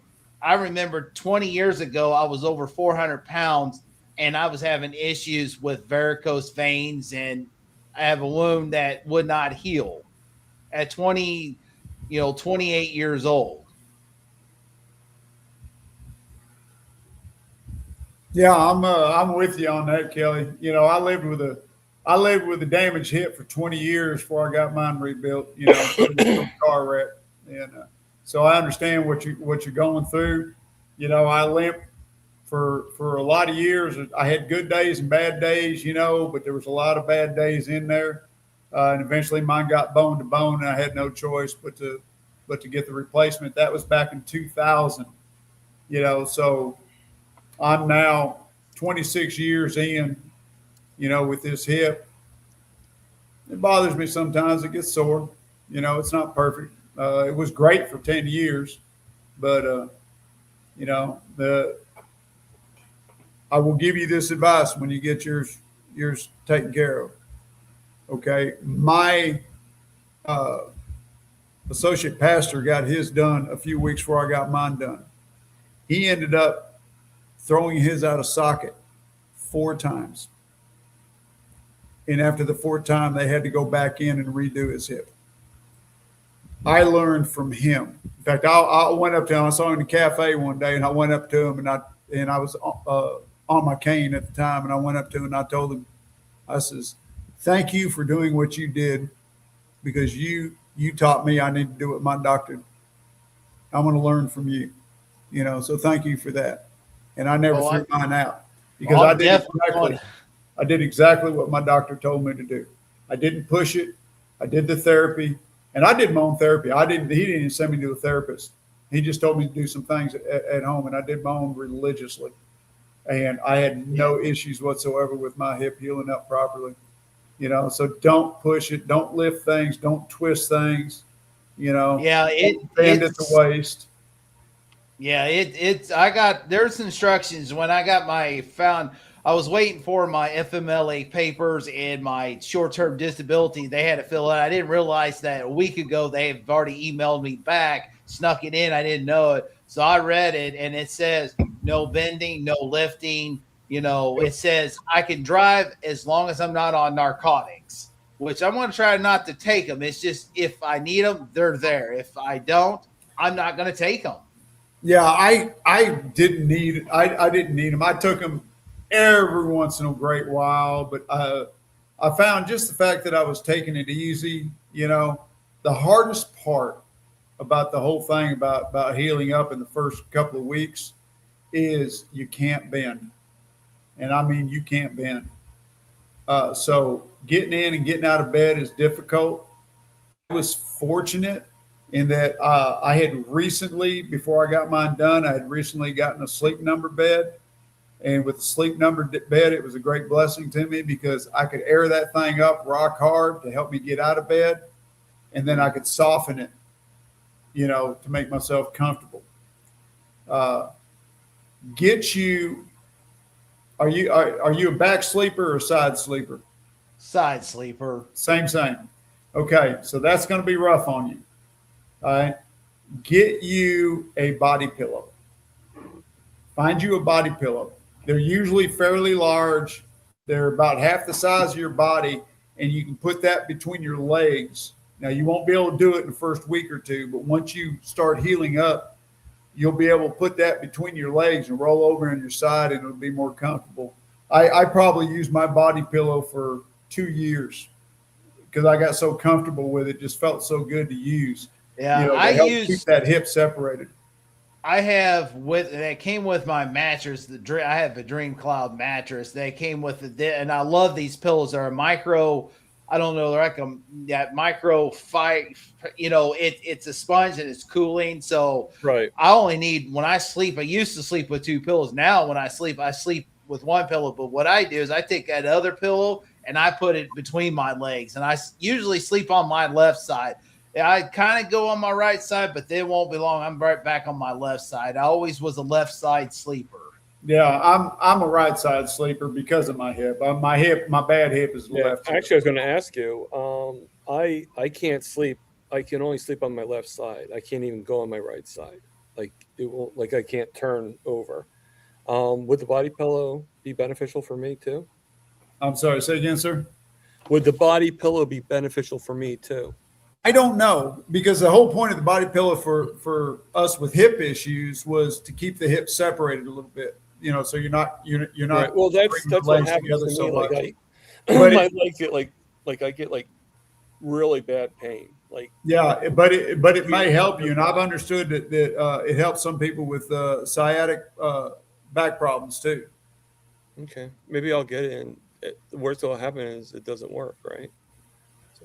But they're definitely great if you've had a hip replacement surgery. They really help. And if you're already putting pillows between your legs, then you're already into it. You'll be just fine. But yeah, do what your doctor says. Take it easy. Don't push it. Don't lift, and don't bend. And it gets real interesting going to the bathroom when you can't bend at the waist either. My mom has it over at the house. There is one of those chairs that you can put over your toilet. So I'm going to be using it. What I did with mine is the legs are adjustable. So what I did with mine is I shortened the front legs and had the back legs, fairly high, so it looked like a jacked up muscle car, and that way I could sit on it somewhat comfortable without bending my hip. Sometimes I would think about my hip. I'll be sitting in my recliner and I just can't get comfortable. It'll be aching, and I got to try and flip to one side or flip to the other, or sometimes just get up and walk and go. And then I'm like, oh no, I hope this isn't a preview of me going down that road that maybe Kelly's about to go down here, that maybe the hip's starting to wear out. So hopefully not. But hip pain isn't always actually in the hip. Mm-hmm. A lot of times it can be sciatic nerve. Okay. So it could be originating in your back. All right. Yeah. I'd like to skate by in life without any knee and hip replacements, but we'll see. Or knee replacements. Yeah, or kidney transplant. But I mean, let's not replace anything, okay? Right. Yeah. But if I'll do what I gotta do, so yeah, we all do what we gotta do. So, Scooby the dog says, Dairy. I weigh 105 pounds of 5'5", and I eat lots of cheese. Raw goat cheese from a local creamery. Goat cheese is easier for me to digest without a gallbladder. Smaller fat droplets, MCTs. All right. You're pretty skinny. Sounds like. So Little yeah, bitty outfit. and enjoy your cheese to your heart's content. It sounds like very good. DS111 in July. I was not even sure if I'm carnivore 2 or 3 years. Feral grandma told me she has been around for 3, so 3 it is. Okay, yeah. Now 3, I'm just over 3. Jeff's just over 3. Yep. There's a lot of people I know that are in the 3 mark. So Yep, I just a little bit over 2, about 2 weeks now, yeah. 2 years. 1,182 days. All right. Awesome. Amy says, yes, Bob, you have to do long form videos, shorts, and lives to grow our YouTube channel. Yep. And Charlie says, Geezy, how do you make your own bacon? Brother, it's too complicated to go into it right now. In fact, I commented later on, maybe I need to do a video on that. But it'll take me over a week to do the video because it takes over a week to make the bacon. So you start with a pig. Yeah. Yeah, or in this I was case, thinking the same thing. or in this case, the pork belly. Okay, I'll give you a brief overview. So you start off with pork belly. If you get it from the butcher shop, it may have the rind on it or the skin on it. You have to skin it and save the skin because you can make cracklings with that. That's a whole different recipe. But if you can find pork belly at the store without the skin on it, you get your pork belly. I cut it up into about 1 pound slabs, and you're gonna make a brine. That brine is gonna have salt in it. You can do it with or without sugar. That's your choice. It's going to have some other ingredients in it, whatever you want to put in it. But the main thing is the salt, and then you're going to put pink salt in it. And this is your nitrates. And for those who don't want to do nitrates, sorry, there's nothing I can do about that. But use celery salt.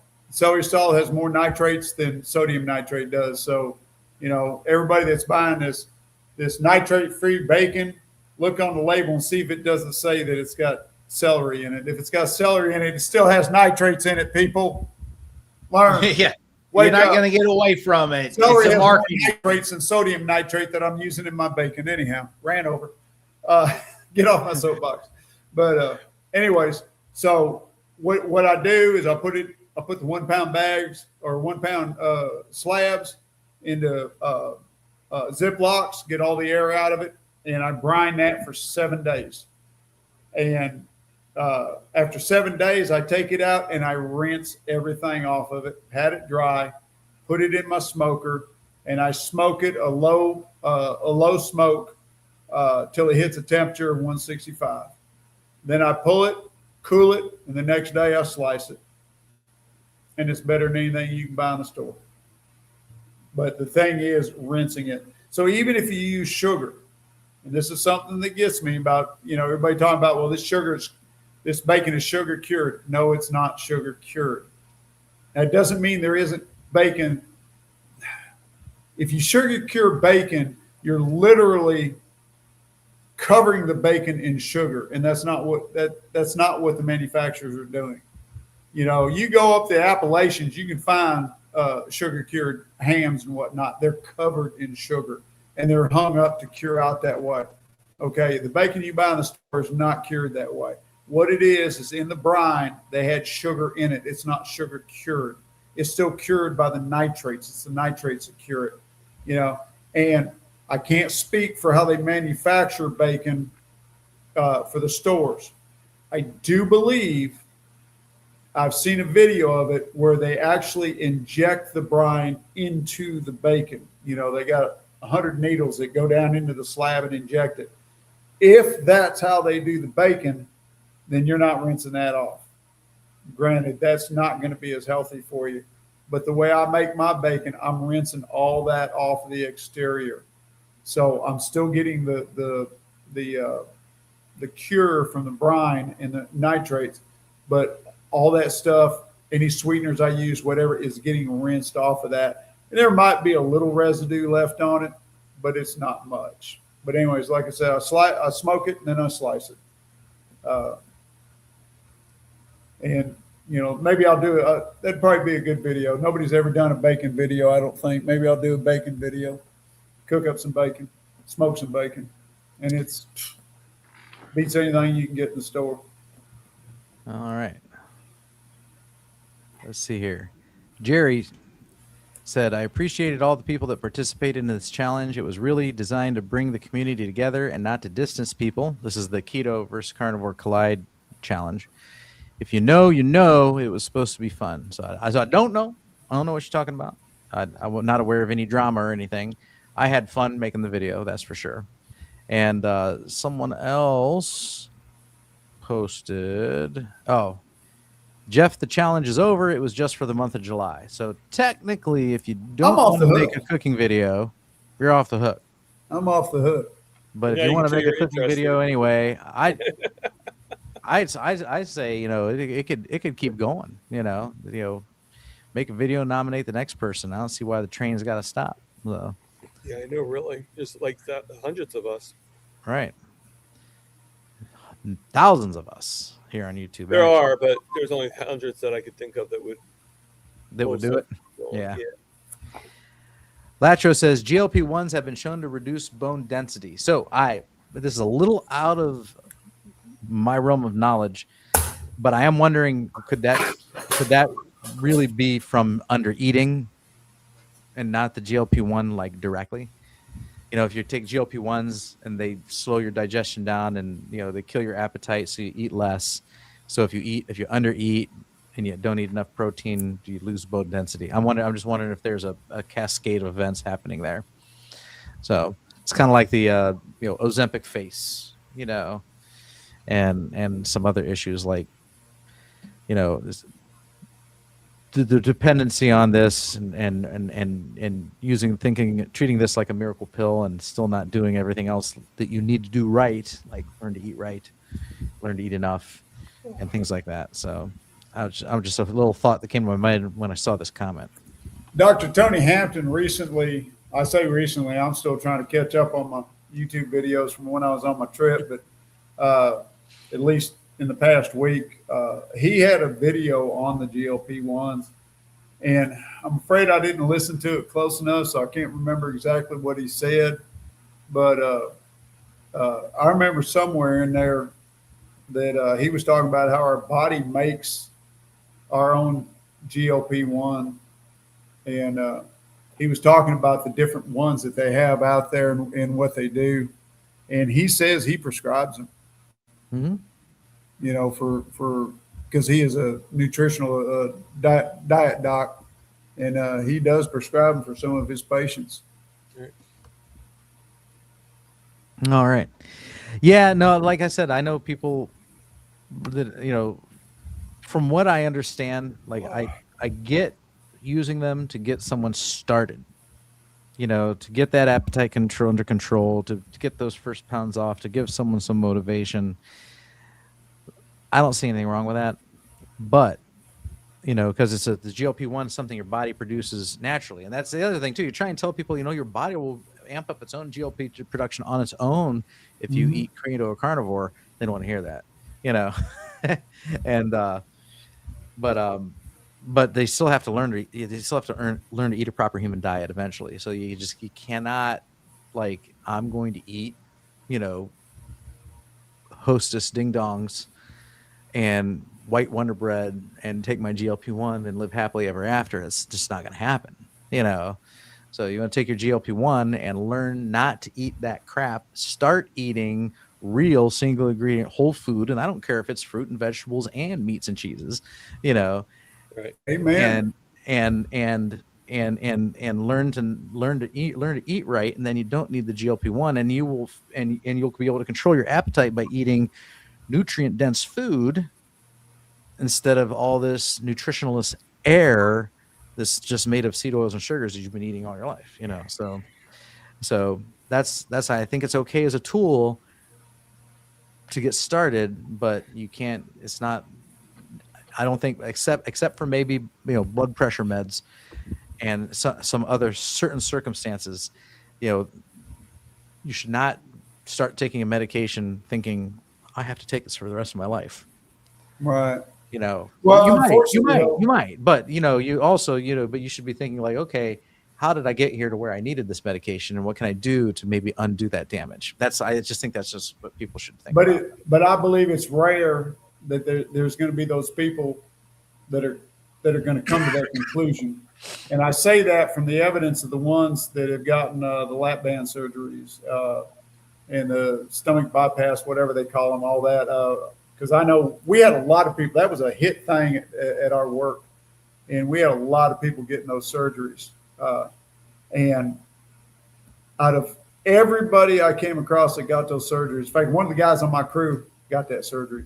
Of everybody I knew that got that surgery, 2 of them actually were successful because they would exercise. It taught them to eat properly, to eat better, I should say, not properly.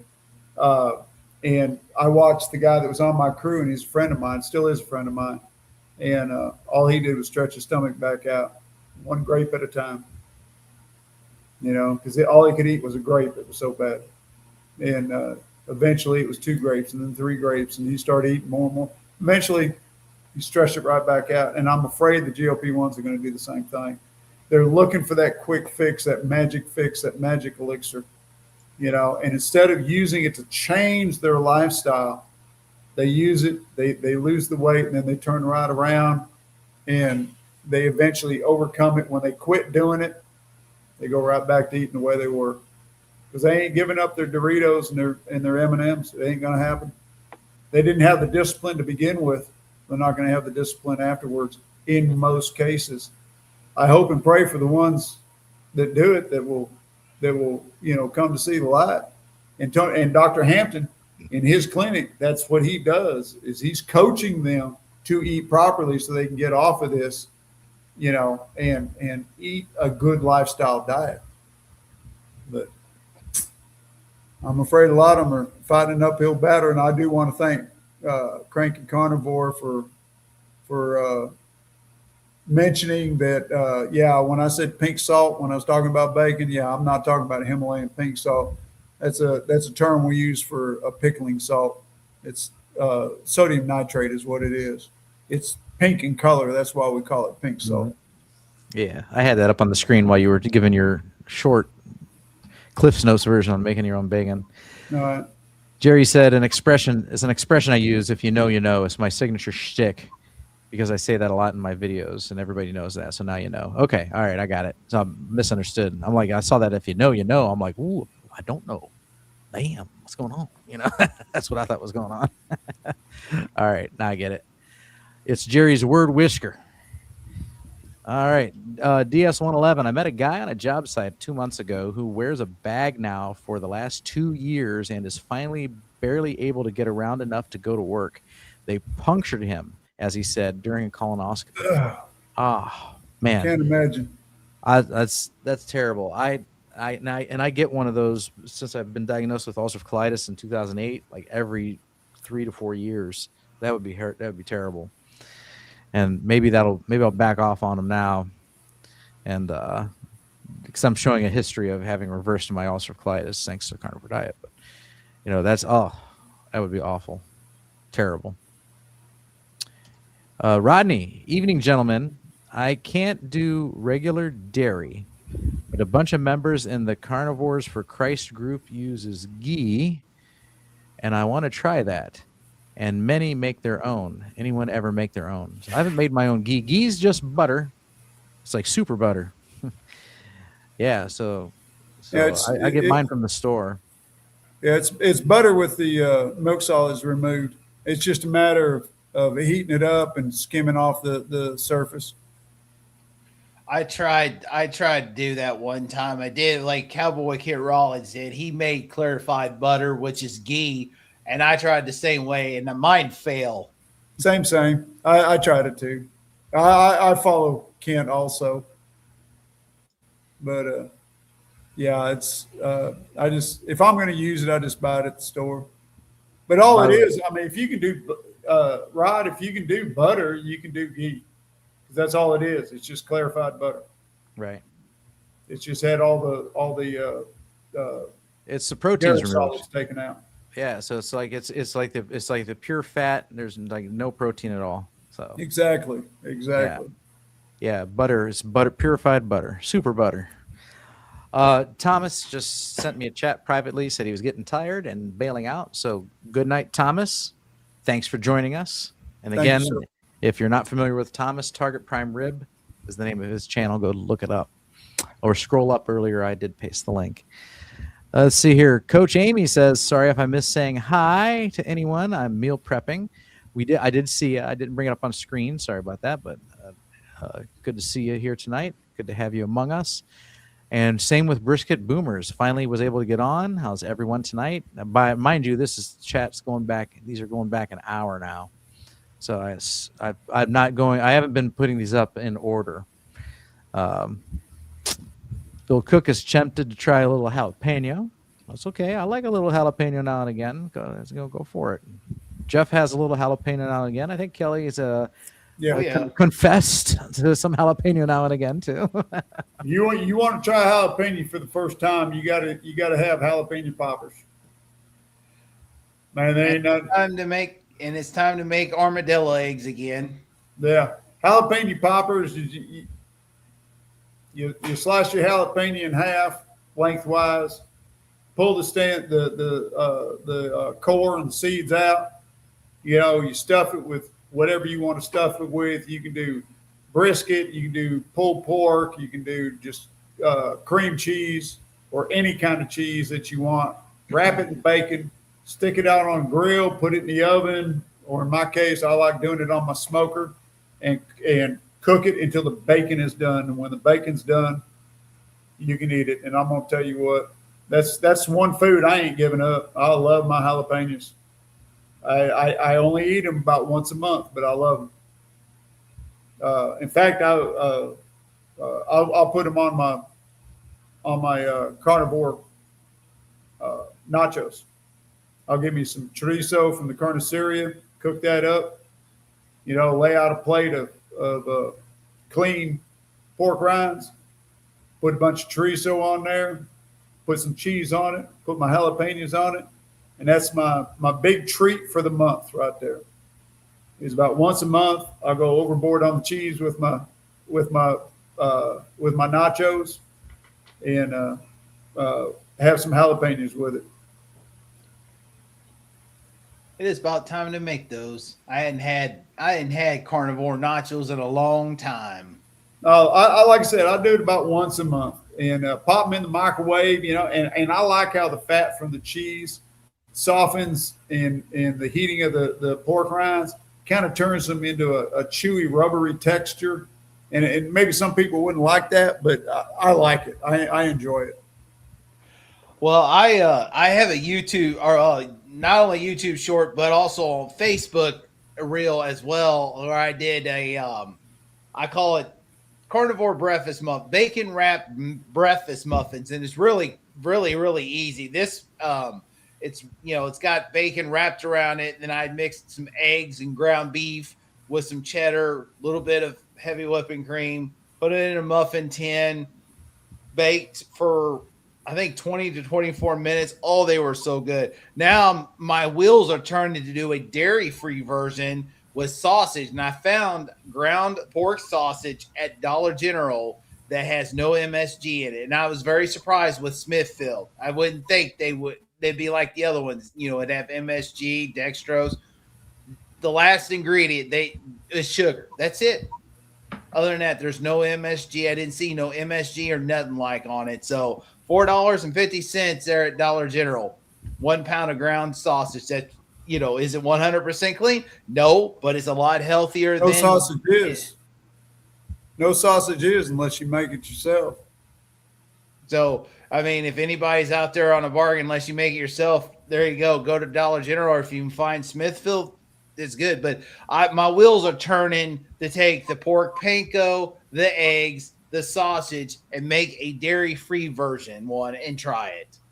Thinking about doing that and taking it on because I'm going to Indiana Friday for a meetup, so I'm gonna do those for that, and I'm gonna see what it's like.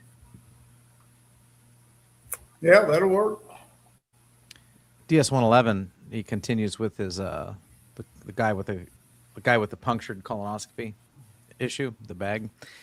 So I gave the man who wears the bag Kent Carnivore's channel, if that is what you are reacting to. That's what we're talking about. And that's not the next one. This is if anybody needs carnivore, I told the man it is you. He was all ears, and I wrote down a bunch of channels for him. He found out the hard way already what vegetables do to him. His bag opened before on a job site because of all the accumulated gas in it. And that's an interesting talking point. Of course, I mean, I picture a balloon that you let go and it takes off. but no, I mean, you know, when I deviate, okay, and eat off plan and eat plants, instant gas returns. If I eat carnivore, no gas. You know, it's like and to not have gas is a blessing, in my opinion. You know, and so that's just kind of interesting. And we also learn from people with colonoscopy bags like Kent Carnivore, Lee Copus, I think his name is. The vegetable matter, when you empty that colonoscopy bag, sometimes you can see the remnants of undigested vegetable matter in the colonoscopy bag. You know, because we already know that fiber's indigestible and whatnot, but you'll never ever see the remnants of any kind of meat, eggs, cheese, or animal products in that colonoscopy bag, because that stuff is 100%, not 100%, but you know what I'm saying, 100% utilized by the body. So this is one of the things that we learn about, is a carnivore diet, good for humans, because, the opposition says, no, it's terrible. But, people that wear colonoscopy bags, they got visible proof that the vegetables aren't doing them any good. They're just passing right through them, and that the meats that they eat is fine. Or you ever heard remember years ago, there was this big thing in the news about meat rots in your gut. That's why I'm grinning. I was just remembering that. Yeah. It just sits in your gut. It just sits there and rots. It doesn't digest. Totally not true, because, people that wear a colonoscopy bag, there's never any meat in it. That bag is basically like their gut on the outside of their body. So you can see exactly what's rotting in their gut, and it's full of vegetables. So like, meat doesn't rot in your gut, but vegetables do. The undigested vegetation, it can rot in your gut. So anyway, just a little talking point that I thought was interesting, because the colonoscopy bag, that's not what it's called. What do they call that bag? Colostomy bag. Colostomy bag. Yeah, not colonoscopy bag. Colostomy bag. Yeah. You're close. You're close. I was like, something's not sounding right. But that bag, the people with that bag, that proves, that the carnivore diet is indeed like a healthy diet, and that the meat's not rotting in your gut. So yeah, just is a good talking point when you're looking. You for talk evidence. about gas. I remember. I mean, mine is like minimized almost down to nothing. Every now and then I have it, and that's because I drink the sparkling water. You get a little bit. I remember before, when I was on the standard diet, even early part, keto wasn't bad, but I remember when I was on the standard diet, it was so bad that I could clear a room. That's how bad my gas was. It was so bad it curled your nose and you want to run. Now it's like nothing. I've had some, I've emitted some deadly fumes before. That's for sure. Amy says, "Who wants gas?" Yeah. Oh yeah. No, it's not like I'm not like gas free. Yeah, and it's due because I believe it's due to the fact that I swallow air when I eat.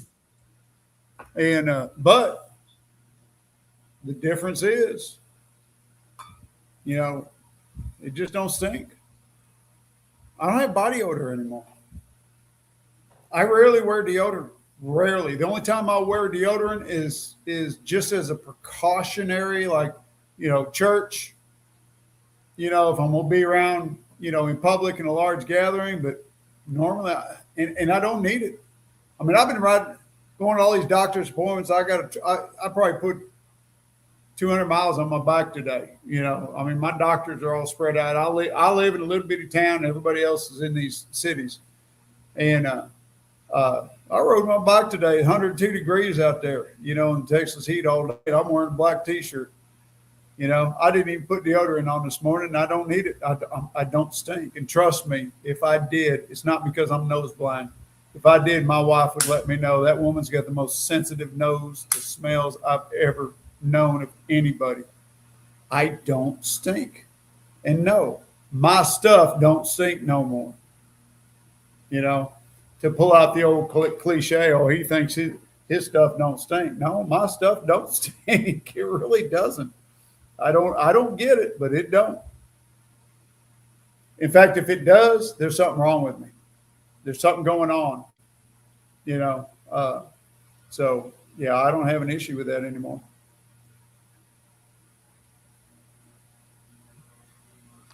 I was unstarring comments and I was on the wrong screen. So I was actually unstarring starred comments that I wanted to put up. So, or no, I did those. Okay. All right. We'll come back to that. Amy said, who wants to eat lettuce right now? LOL. No. No. That's a turd No. emoji. Why do you want to cuss us like that, Amy? I mean, seriously. I will say, I thought you were our friend. I will say, if you're still eating lettuce, that's fine. I think that what you want to do is go down and get a head of lettuce, chop it yourself. Don't buy the bagged lettuce right now, because that's where the cyclospora is being an issue. Which, by the way, in Michigan has hit 11,000 cases today, and we had the first 2 deaths. Wow. First 2 deaths from that lettuce parasite. Yep. So,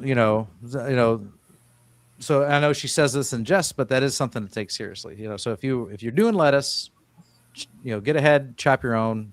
I'd avoid the bag lettuce for now, because I think they still think that's where the source of it came from. All right. Aaron is 5'9", just fits into 32 pants, relaxed fit. Awesome. Cool. Very good. All right. Rock and Amy is 5'9", between 175 and 180. Very good. All right. And then Aaron also says, Healing Humanity did dinner and movie 2 hours each way. 100% would do it again. I'm glad you enjoyed yourself. I know I would have loved it. I've been to one of his meetups before, and it's just like, and if I knew about it sooner, and I just could have planned better. But like when I heard about it, I just had days to think about it, and I was like, yeah, I'm going to do this, and then I was just like, I'm just trying to, nah. Charger Mopar says, I know the movie will be a success when it is on BitTorrent. That's hilarious, actually. That's true. What's BitTorrent? It's the way you can illegally copy and pirate media. Oh. Yeah. So it's this network where computers are connected to each other, and let's say you want the Healing Humanity movie, we'll just use it as an example, and you've got 500 people that have a copy on it on their computers.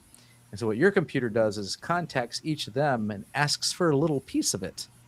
And then once it has all 500 pieces, it reassembles it, and now you have a copy on your hard drive. So you didn't technically copy it, but it doesn't matter, because you do now own an illegal copy that you don't have a license to play or own. So it's still illegal either way. But that's just how people are getting stuff without paying for it.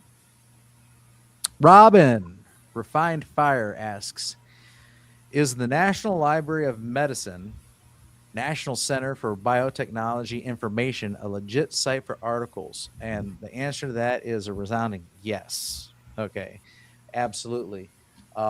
It's very, very on the up and up. It's completely legitimate. Probably one of the most respected sources available.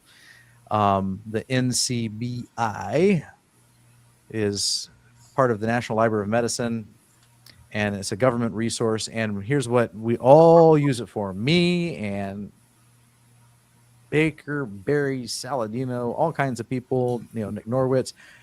It's PubMed. So PubMed, the main search engine for biomedical research papers, that's actually part of the National Center for Biotechnology and Information. So PubMed is what we all use, and the various databases there. When we're like, hey, studies show, usually that's where all those studies have been cataloged and organized and are searchable and are made available, usually for free. Some they want money for, but it is a good resource, particularly PubMed. So PubMed is a great site. But at the same time, just like everything else, just like politics, just like religion, and just like diet, you're going to have research articles that say this is great, and then you're going to have the opposition with their research articles saying this is terrible. So you gotta read it for yourself and come to your own conclusion. Well, actually read and understand what the study says. Yeah, don't just read the headline. No, don't read the conclusion. And don't just read the conclusion. It's just like the study that says red meat causes cancer. Actually read the study and you find out they didn't actually test red meat. Yep, they just noticed that there's a questionnaire prevalence in cancer higher among those who answered yes, they ate red meat on food frequency questionnaires, which really tells you nothing. Which tells you nothing, and they can't. They considered a McDonald's hamburger red meat, but if you talk to somebody like Dr. Baker, he'll tell you. Or not Baker, Chafee, he'll tell you that's a vegetarian diet. Eating a McDonald's hamburger is mostly vegetarian. It's not a meat diet, So they included things like eating hamburgers in their food survey. So you got to actually read it to understand what it is they're saying. Yeah, when they go attack and they'll say, "Oh, red meat's pro-inflammatory," it causes inflammation and all that. They'll compare it to that McDonald's hamburger, but sadly, it's just that little patty gets the demonized, but they don't demonize the rest of it that causes the issues. Exactly. They don't look, and this is why you've got to read these papers objectively and understand what it is you're reading, because half the time they're very biased.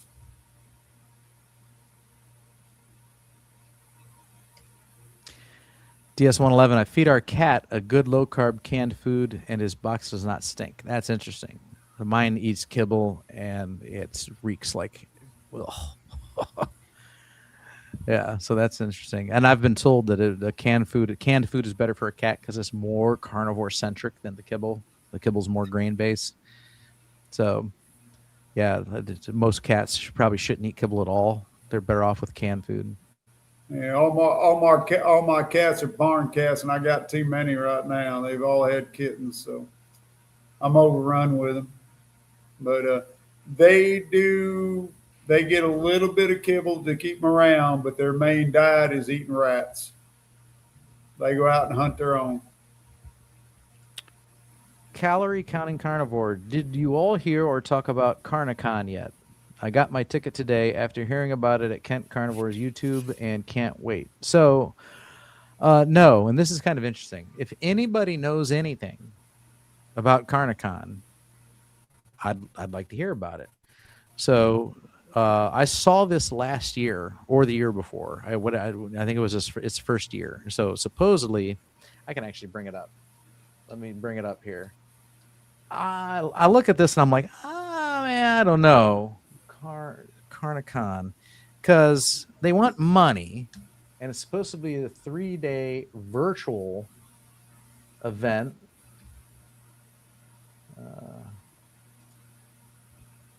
And I'm not going to be able to find it.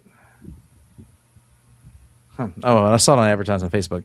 It's supposed to be like a 3-day virtual event, and it boasts there's going to be various speakers, and there's going to be merchants, and so it's like, okay, but they don't list who. So like, who's speaking?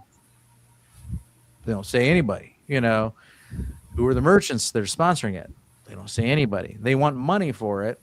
And there's two different tiers. Like there's a certain dollar amount, but then you have to watch it in real time that weekend. And it's like a Friday, Saturday, Sunday.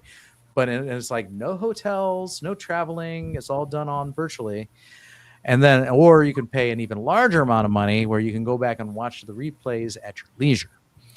And, but what's taking place, who's going there, I don't know. I've not seen anybody talking about it. You, Calorie Counting Carnivore, are the first person I've seen mention it. And aside from, there was one person in the in a carnivore coach group I am on WhatsApp that brought it up. I asked about it there, but no, I mean nobody seems to have answers. So did anybody attend this one last year? What was it like? I never even heard of it until now. Yeah, Carnicon.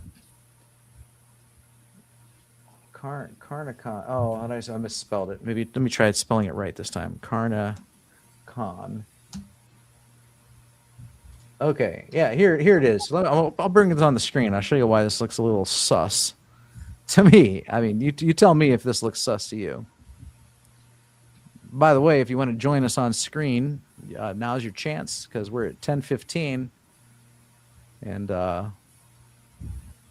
we'd love to have you here. Okay, so here it is. Carnicon. The Virtual Carnivore Convention, September 18th through 20th. Not another webinar, not another summit. Carnicon is as close to being an in-person event as you can get without the plane ticket or the road trip, and everyone has a front row seat. 3 live days of your favorite expert voices, practical guidance, interactive experiences, community connection, entertainment, exhibitors, recognition, and you, the people, help shaping the movement. It's $97. And for the first 100 tickets, once they are claimed, then admission returns to $157. Now, that's been up there for weeks, by the way, so that tells me they haven't sold 100 tickets yet. Okay. It says, join us. Now, it shows these people. Now, this image, I didn't see this image before. I think that's been added. Are they really going? I don't know. Or is this, I mean, anybody could put this picture together. You know? Yeah, Dr. Kiltz is on here. I should ask him, like, hey, you going to Carnicon? Because they're using your image. You know, because I see Bella, SBG, Dave Mack. Oh, now it's listening by name. Lash. Okay, so this site's been updated. This site's been updated since I saw it last. Because now it lists them by name. Meet some of the voices of Carnicon and it lists all their names. Those must be the names of the people in the pictures. Okay. And there's a video. Oh, there wasn't a video last time either. Let's play it.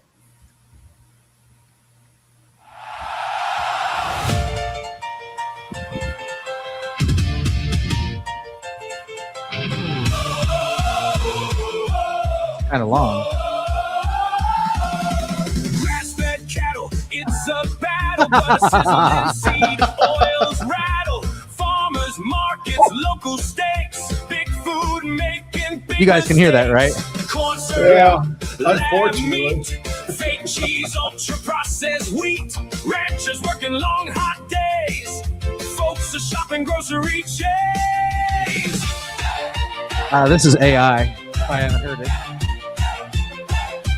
Protein, ribeyes, sunlight, sleep, and clear blue skies. No GMO, no dyes. Nobody sees this. Stop believing all the lies. Egg yolks, brisket, bacon, grease. Metabolic disease. Nose inflamed. I'm skipping. Better now than never. Drive through to true beat, smoking on fire. It's time to change and higher. Matters courage, let the flames grow. All right. Yeah, that's enough. Enough of that. Yeah. Okay. Right. And so this is kind of like a description. So, all right. Screening room, shows, lounges, community stories. Okay, but like literally so like all these people up here, okay? Like I follow half of them.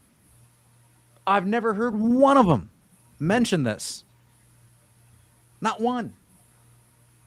You got Bella. Yeah. You got Dr. Kiltz. You know, You got Adam Lacey, There's Adam Lacey.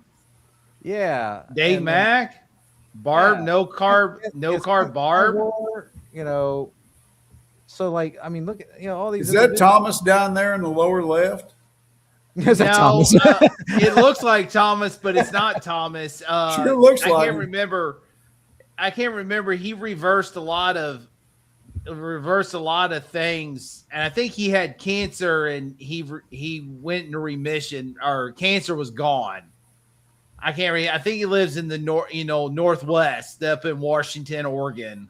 I can't remember what his name was, but you have Lash, you have Courtney Lua, you have Linda Dvorsky.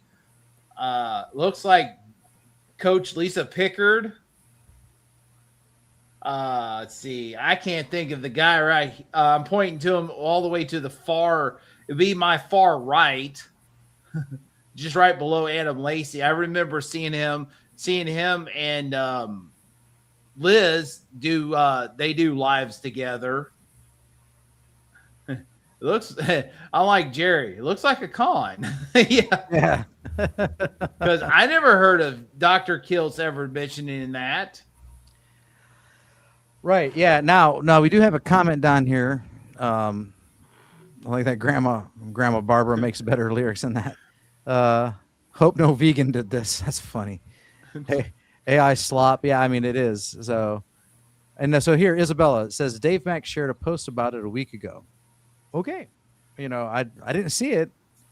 Where? Facebook, X, YouTube. I mean, it could be. So, but I just like, you know, if the web page, you know, really sells this, like, man, this is a big deal. But then the carnivore community is absolutely silent about it. So like, and it was the same way last year. I'm like, should I drop $97 on this thing? Nobody knows anything about it. And I just find the same thing happening this year. So yeah. There we go. Next to Coach Steven is the guy from Bella's show. His name is Coach Raymond. Okay. Yeah. And Isabella said that Dave mentioned it on YouTube. And so that we can try that I can try and go look at. But anyway, I'll clear this off the screen here. Let me remove this. But yeah, so like, you know, it's either $100 or unless you snooze, you lose. You're out for one of the first 100 people. Then it's 150, and then it's, if you want the unlimited replays, it's 300. And it's like, I mean, it seems to me, it just sounds to me like you're paying several $100s for this, what we're doing right here. Yeah. You know, or a Zoom or like a Zoom call, you know, like what we did with Dr. Kiltz earlier today, or if you're on Barry's group, what you do with Barry. It just seems like, you know, someone's charging for a Zoom call. That's kind of the way it comes across to me. So I'm friends with Dave Mack on Facebook, and I have not seen anything about Carnicon yet. I'm going to a YouTube here, Dave Mack. Let me see if it was a post. No Carb Life. And let me go to his posts.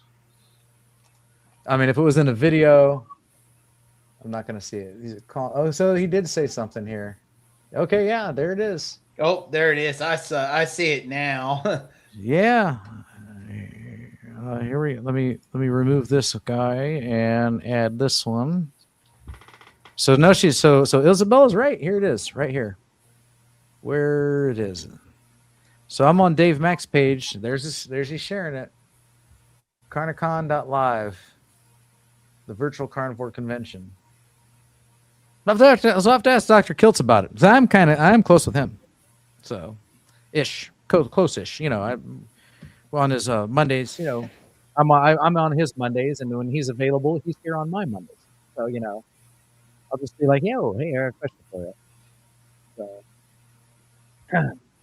all right. But you got to show that cartoon right below it. That's great.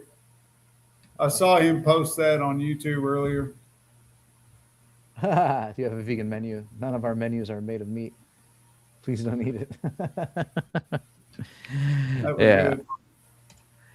Yeah. So yeah, I was just asking if any of you know anything about it, you know, because I've seen it and I'm just kind of like, I'm not sure about it. Now, like I said, what I showed you actually showed a picture with their faces and listed names. And when I looked at this website a couple weeks ago, it didn't have that. So I was kind of like, okay, like anybody could put this web page up, you know. I was a little, but it's the second year in a row, so like it's got to be legit because, you know, fool me once, shame on me. Fool me twice, you know, or however that goes. So, all right, back to our comments. Robin said, I've been giving my grandma more protein for dinner time because before I got there, Grandpa and Grandma were living off of Frosted Flakes. And I can tell in this third-ish week that she is doing good. I was like, good, yeah, get them the protein. And I read something somewhere, and I don't remember where it was at, that older people tend to start living on nothing but sweets. mm-hmm. You know, the older you get, the more you just want sweets. I don't know if it's an energy thing, if it's a, I don't know, don't care anymore type deal. I don't know what it is. I know my in-laws were like that before they died. They were, it's all they wanted. My mother-in-law was all about the ice cream. You know, always had to have ice cream. She always had to have something sweet. Every time she ate anything, it had to be something sweet. Yeah, I don't know if it's exactly why that is, but I read something where older people tend to just go straight for sweets now. I wonder if it's just like the taste buds or pleasure sensors. You know, like some of them are dying off. Yeah. And then some of them, and then others are maybe become more sensitive. So like, you know, it's kind of funny. Like, you know, when my parents try a new restaurant and then they tell me about it, you'd swear they were having an out-of-body experience. Because they're just like, yeah, we tried this new place over here in the borough the other day. Have you ever been there? No. Oh, man, you should really try it, Bob. You know, I had this dinner and it had this on it and this on it. And I'm telling you, man, when I bit into it, it was just like, oh, it was so good. I'm like, whoa, calm down. Oh, they get really into describe, like they start thinking about how good it was, and it's like they reliving it, you know. And it's like, wow, okay, wow, it must have been pretty powerful. And I just wonder if that's like an age thing too.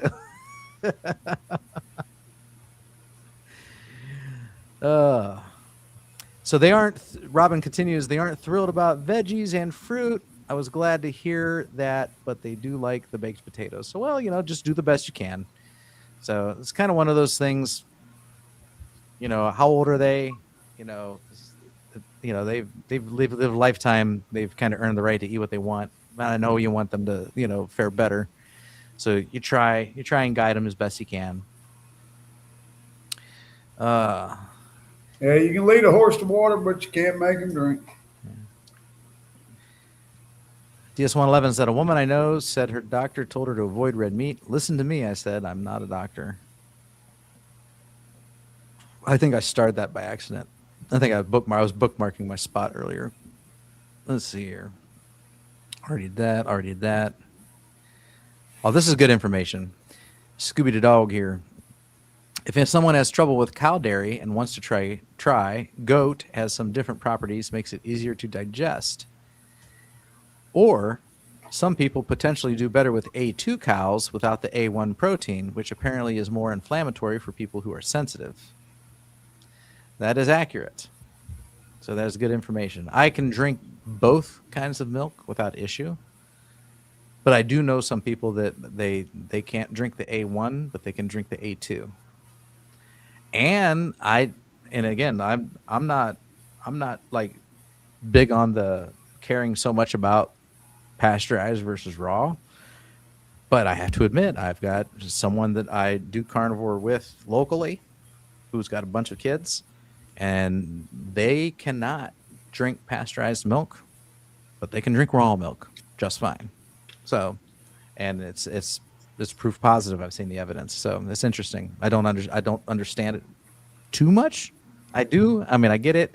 Like there's the natural lactase in it that doesn't get cooked out when you boil the milk and other things like that. But it's pretty remarkable to see these kids that could not drink milk, or this family that could not drink milk, but they can drink raw milk and have no problem with it.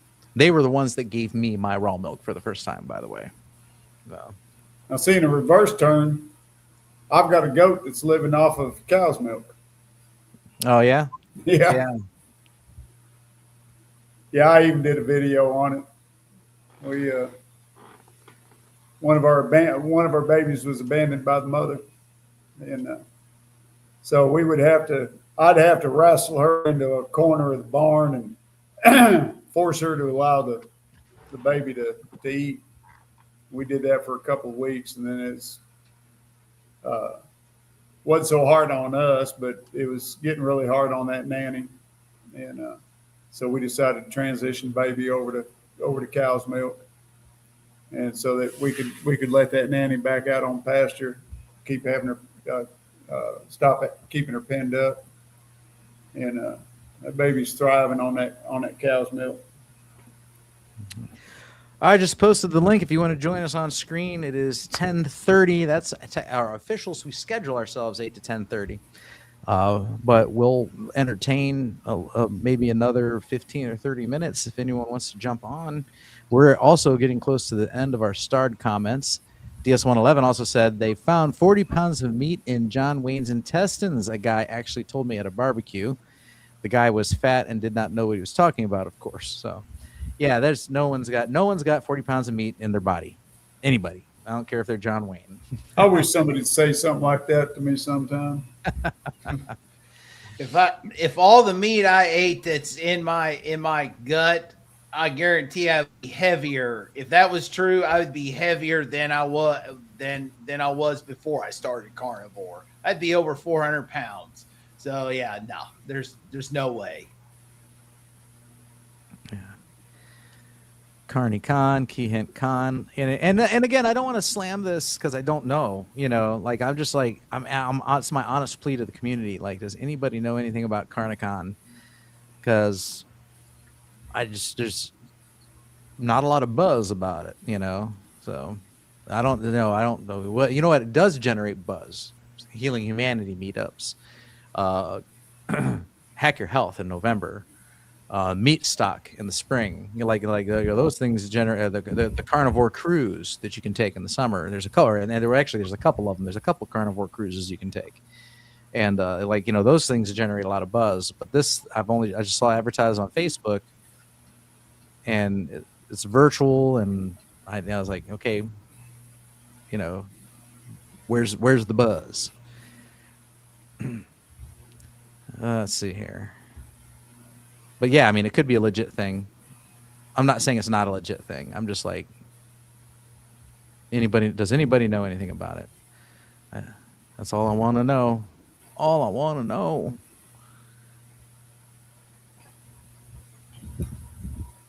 They said my old uncle had ALS before he died. Now I think he died of malnutrition. Can someone remind me what ALS is right now? I can't really remember. I know ALS was Lou Gehrig's disease. Yeah, Lou Gehrig's disease. Okay. Amyotrophic lateral sclerosis is a progressive neurodegenerative disease that affects nerve cells in the brain and spinal cord, leading to muscle weakness and atrophy. So it's another sclerosis. Yeah, I mean, I think it could have been exacerbated by it. And the only reason I say that is because the sclerosis that I'm more familiar with. Someone brought one up a couple weeks ago that I hadn't heard of either. It was another kind of sclerosis, and then there's multiple sclerosis, MS. Yes, MS. Like MS. Like, so I know people with MS, and who have reversed their conditions with the carnivore diet. Mm-hmm. So just knowing that exists out there is enough to tell me that yes, diet and nutrition definitely play a role in this. So yes, there is. I can't think of her name. She's from Boston. I think Diane is her name. because I remember seeing her guest on Kilts, and I know that Kerry Mann had interviewed her on his channel before, where she reversed her MS. Nice, yeah. There's. Who'd you say her channel was? I can't remember what her channel was, but her name was Diane. But I know Kilt. okay. She was on one of the guest morning for Dr. Kilt's, morning when it was at 6 a.m. And then also, I believe Kerry Mann interviewed her. I was thinking Diane Ladd.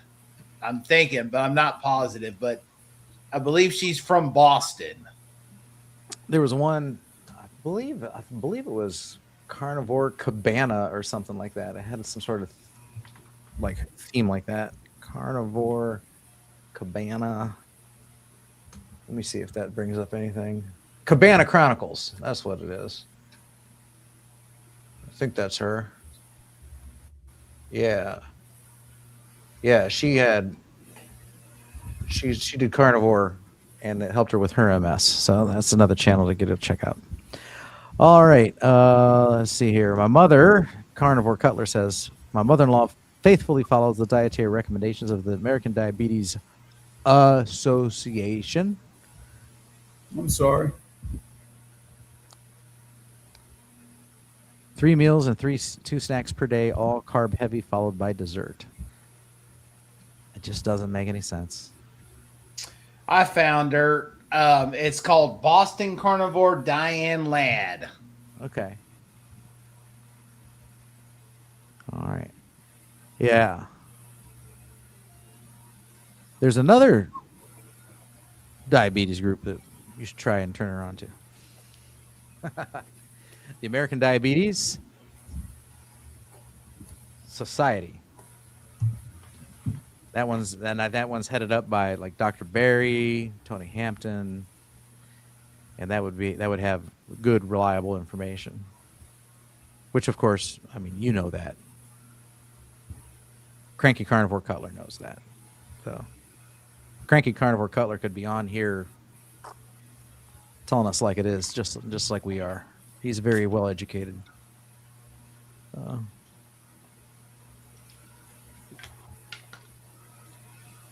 Yeah, just like Bill says, turn them on to the American Diabetes Society. All right. Sandy says he saw you bottle feeding that sweet baby. Yeah, that was Rambo. He's my little buddy. Rodney says, I overdid raw A2 whole milk, half gallon daily. Woo! And could have drank a gallon, but it's too expensive. I have a problem with casein, so had to quit. That's why I'm investigating ghee. Yeah, I mean, ghee is just butter. Like, you're not going to use ghee for anything besides Cooking. Scrambling some eggs. Like Cooking or recipes. Yeah. That's what ghee is for cooking, because it doesn't brown. When you get rid of the milk solids out of it, that's what browns in butter is the milk solids. So when you get rid of that, you got clarified butter, which is ghee. Then you use that for cooking, and it doesn't brown. But I'll tell you what it tastes like.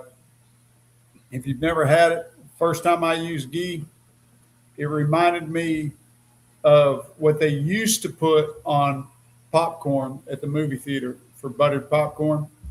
It tasted like buttered popcorn to me. Of course, now they use soybean oil, with butter flavoring, but they used to use ghee in the movie theaters for buttered popcorn. That's what it reminded me of.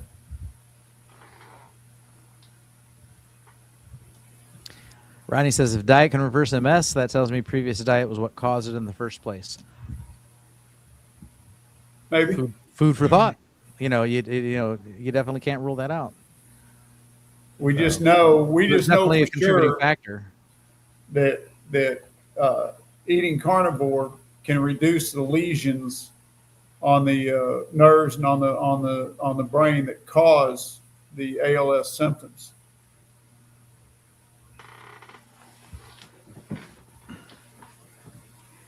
Dave Mack has playlists of various issues, and multiple sclerosis has 29 videos. Yeah, that's true. Yeah. He's got a good way of searching his videos too. So yeah, no, that's good. Rodney says, I'm thin, so I need fat from ghee since I'm currently not doing butter.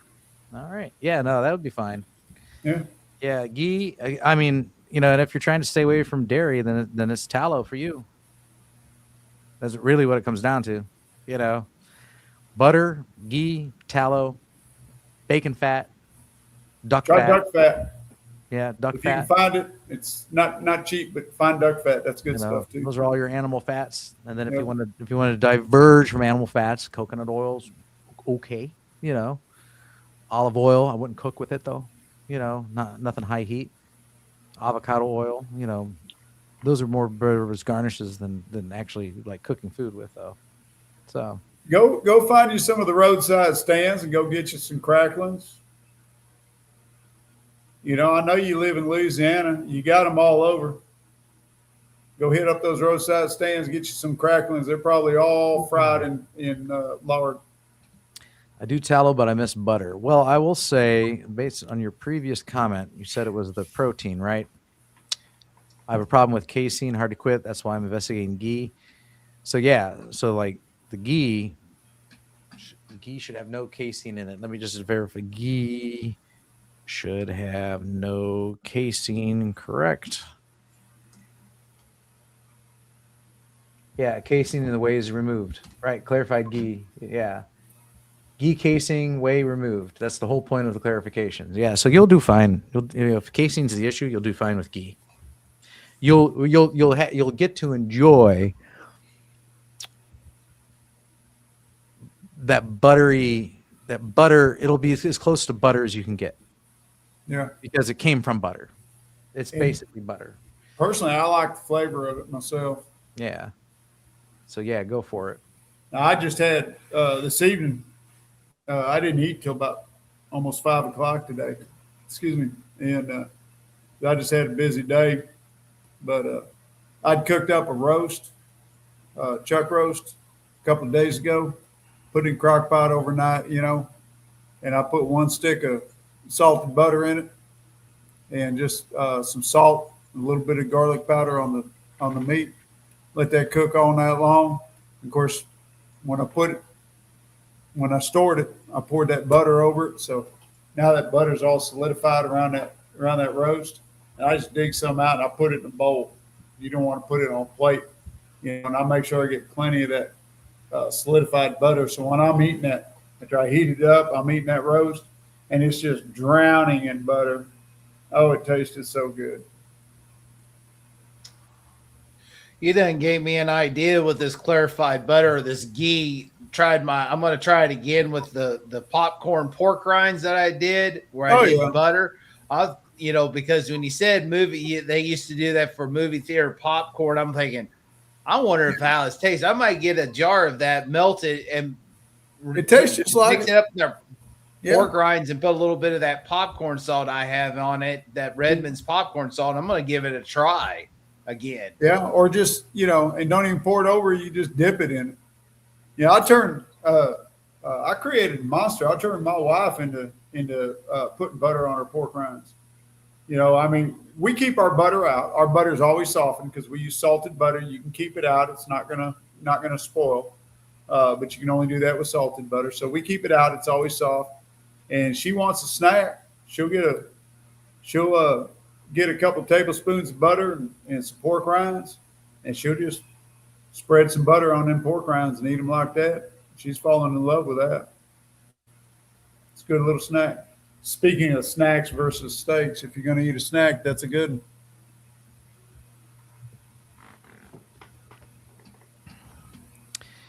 Let's see here. All right, let's see here. Carnivore Cutler says Carnicon has their own Facebook page. One of my carnivore friends posted about it. Yeah, so okay.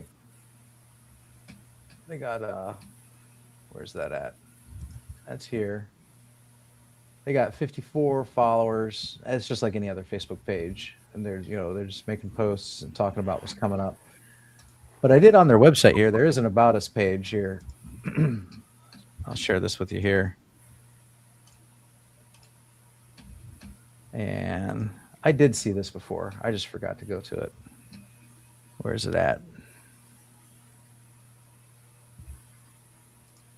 There it is. Yeah. So we got this here. Let's see here. So it says Carnicon was created by Lane and Valerie Penny, a husband and wife team with a shared passion for helping people discover the carnivore lifestyle. Lane is now managing Crohn's disease, and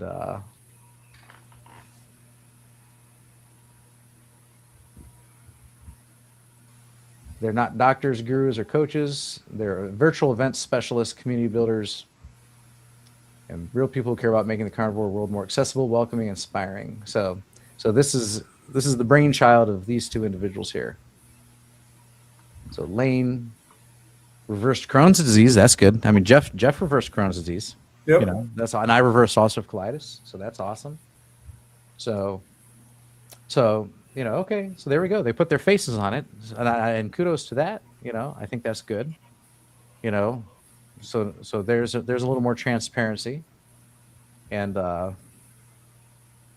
know, they're very open about what's going on here. So they're people that found, you know, they bettered their health on a carnivore diet, and now they're trying to get the word out. I mean, and isn't that basically all of us? Yep. You know, we're all doing the same thing, and so this is their means of doing it. So, all right, you know, I mean, you know, it might be interesting. I just want to know. Like I said, it was last year. I saw this last year, and then I just saw it again this year, and I'm just kind of like, I want to know more about it. That's all, because I haven't heard much buzz about it, and I want to know before I drop any kind of money on it. Did someone else drop money on it and said, yes, this was worth my dime? That's what I want to know, you know. It's kind of like this fall. I've had a lot of people say, like, Hack Your Health is awesome. Okay, Hack Your Health was awesome. You know, so I got 2 tickets to Hack Your Health. Now I got to buy a hotel room and a plane ticket and a rental car, and it cost me actually quite a bit to go to Hack Your Health in November. After November, I'll be able to tell you, was it worth it or not? I will find out. So, all right. But a lot of people say it's worth it. A lot of people love it. They go year after year after year. Meat stock is becoming a thing. They go year after year after year. So, all right. Meat stock, I will be planning on that in 2028 or 2029. Mm-hmm. Okay. Lane was interviewed on Kent Carnivore. Okay. All right. There we go. So this is exactly what I was asking about. You know, let's get the juice flowing here. You know, some info. So now I know I need to go. If I want to learn more about Lane, I could go over to Kent Carnivore's channel and look for that interview. So okay, very good. I like Rick's comment down here at the bottom. Free iguana on every Saturday morning. Yeah, Saturday over on Rick's channel, 8 a.m. Eastern time. Quack Stock. He'll tell you all about it. Charger Mopar on YouTube. Go check it out. There's a, yeah. So you know, like, you know, it'd be great. You know, I'd like to meet this guy Lane and you know, break steaks with him. You can't say break bread with you. You know, have some steak with him and hear about his carnivore success story. I'd love to hear it. All right.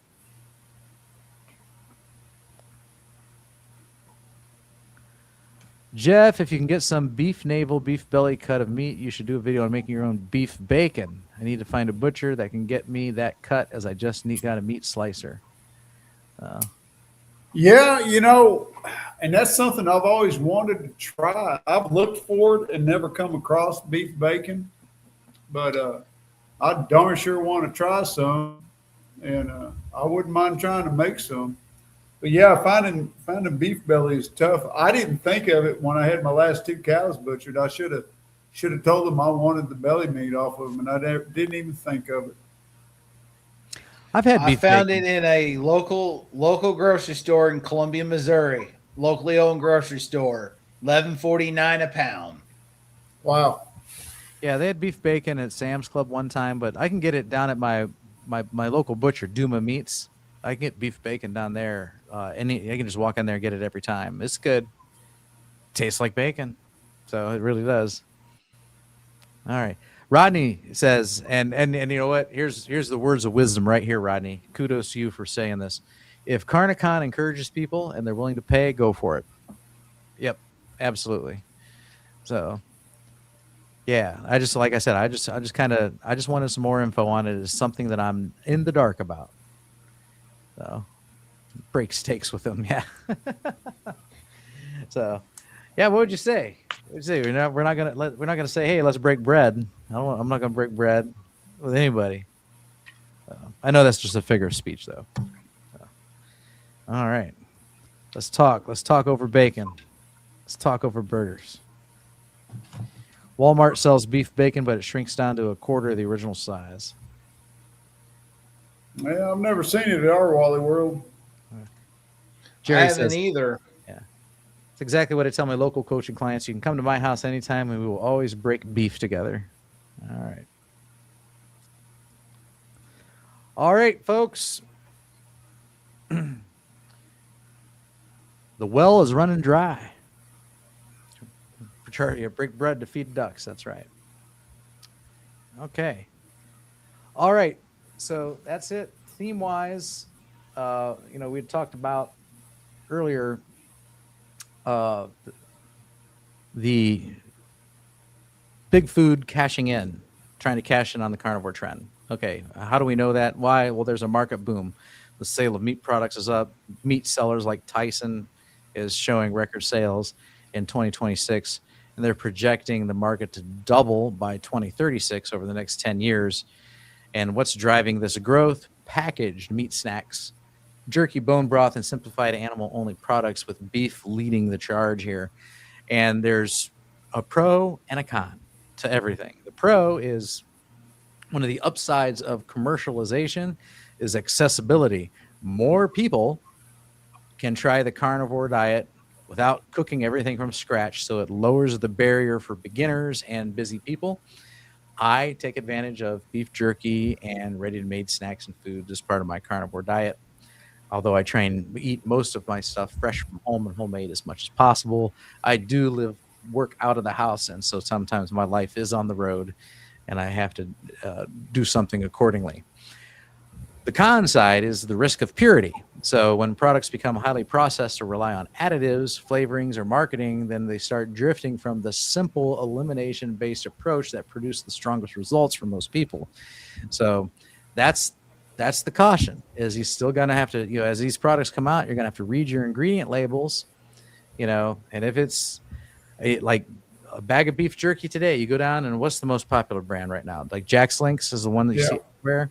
Yeah. If you go down and you look at Jack's Links, and this ingredients, it says beef, brown sugar, water, and then 2% less than of the following, and you'll have some soy and a bunch of other little crap in there. And so for me, that's a no-no. Why? Because sugar is the second ingredient and is before that 2% threshold.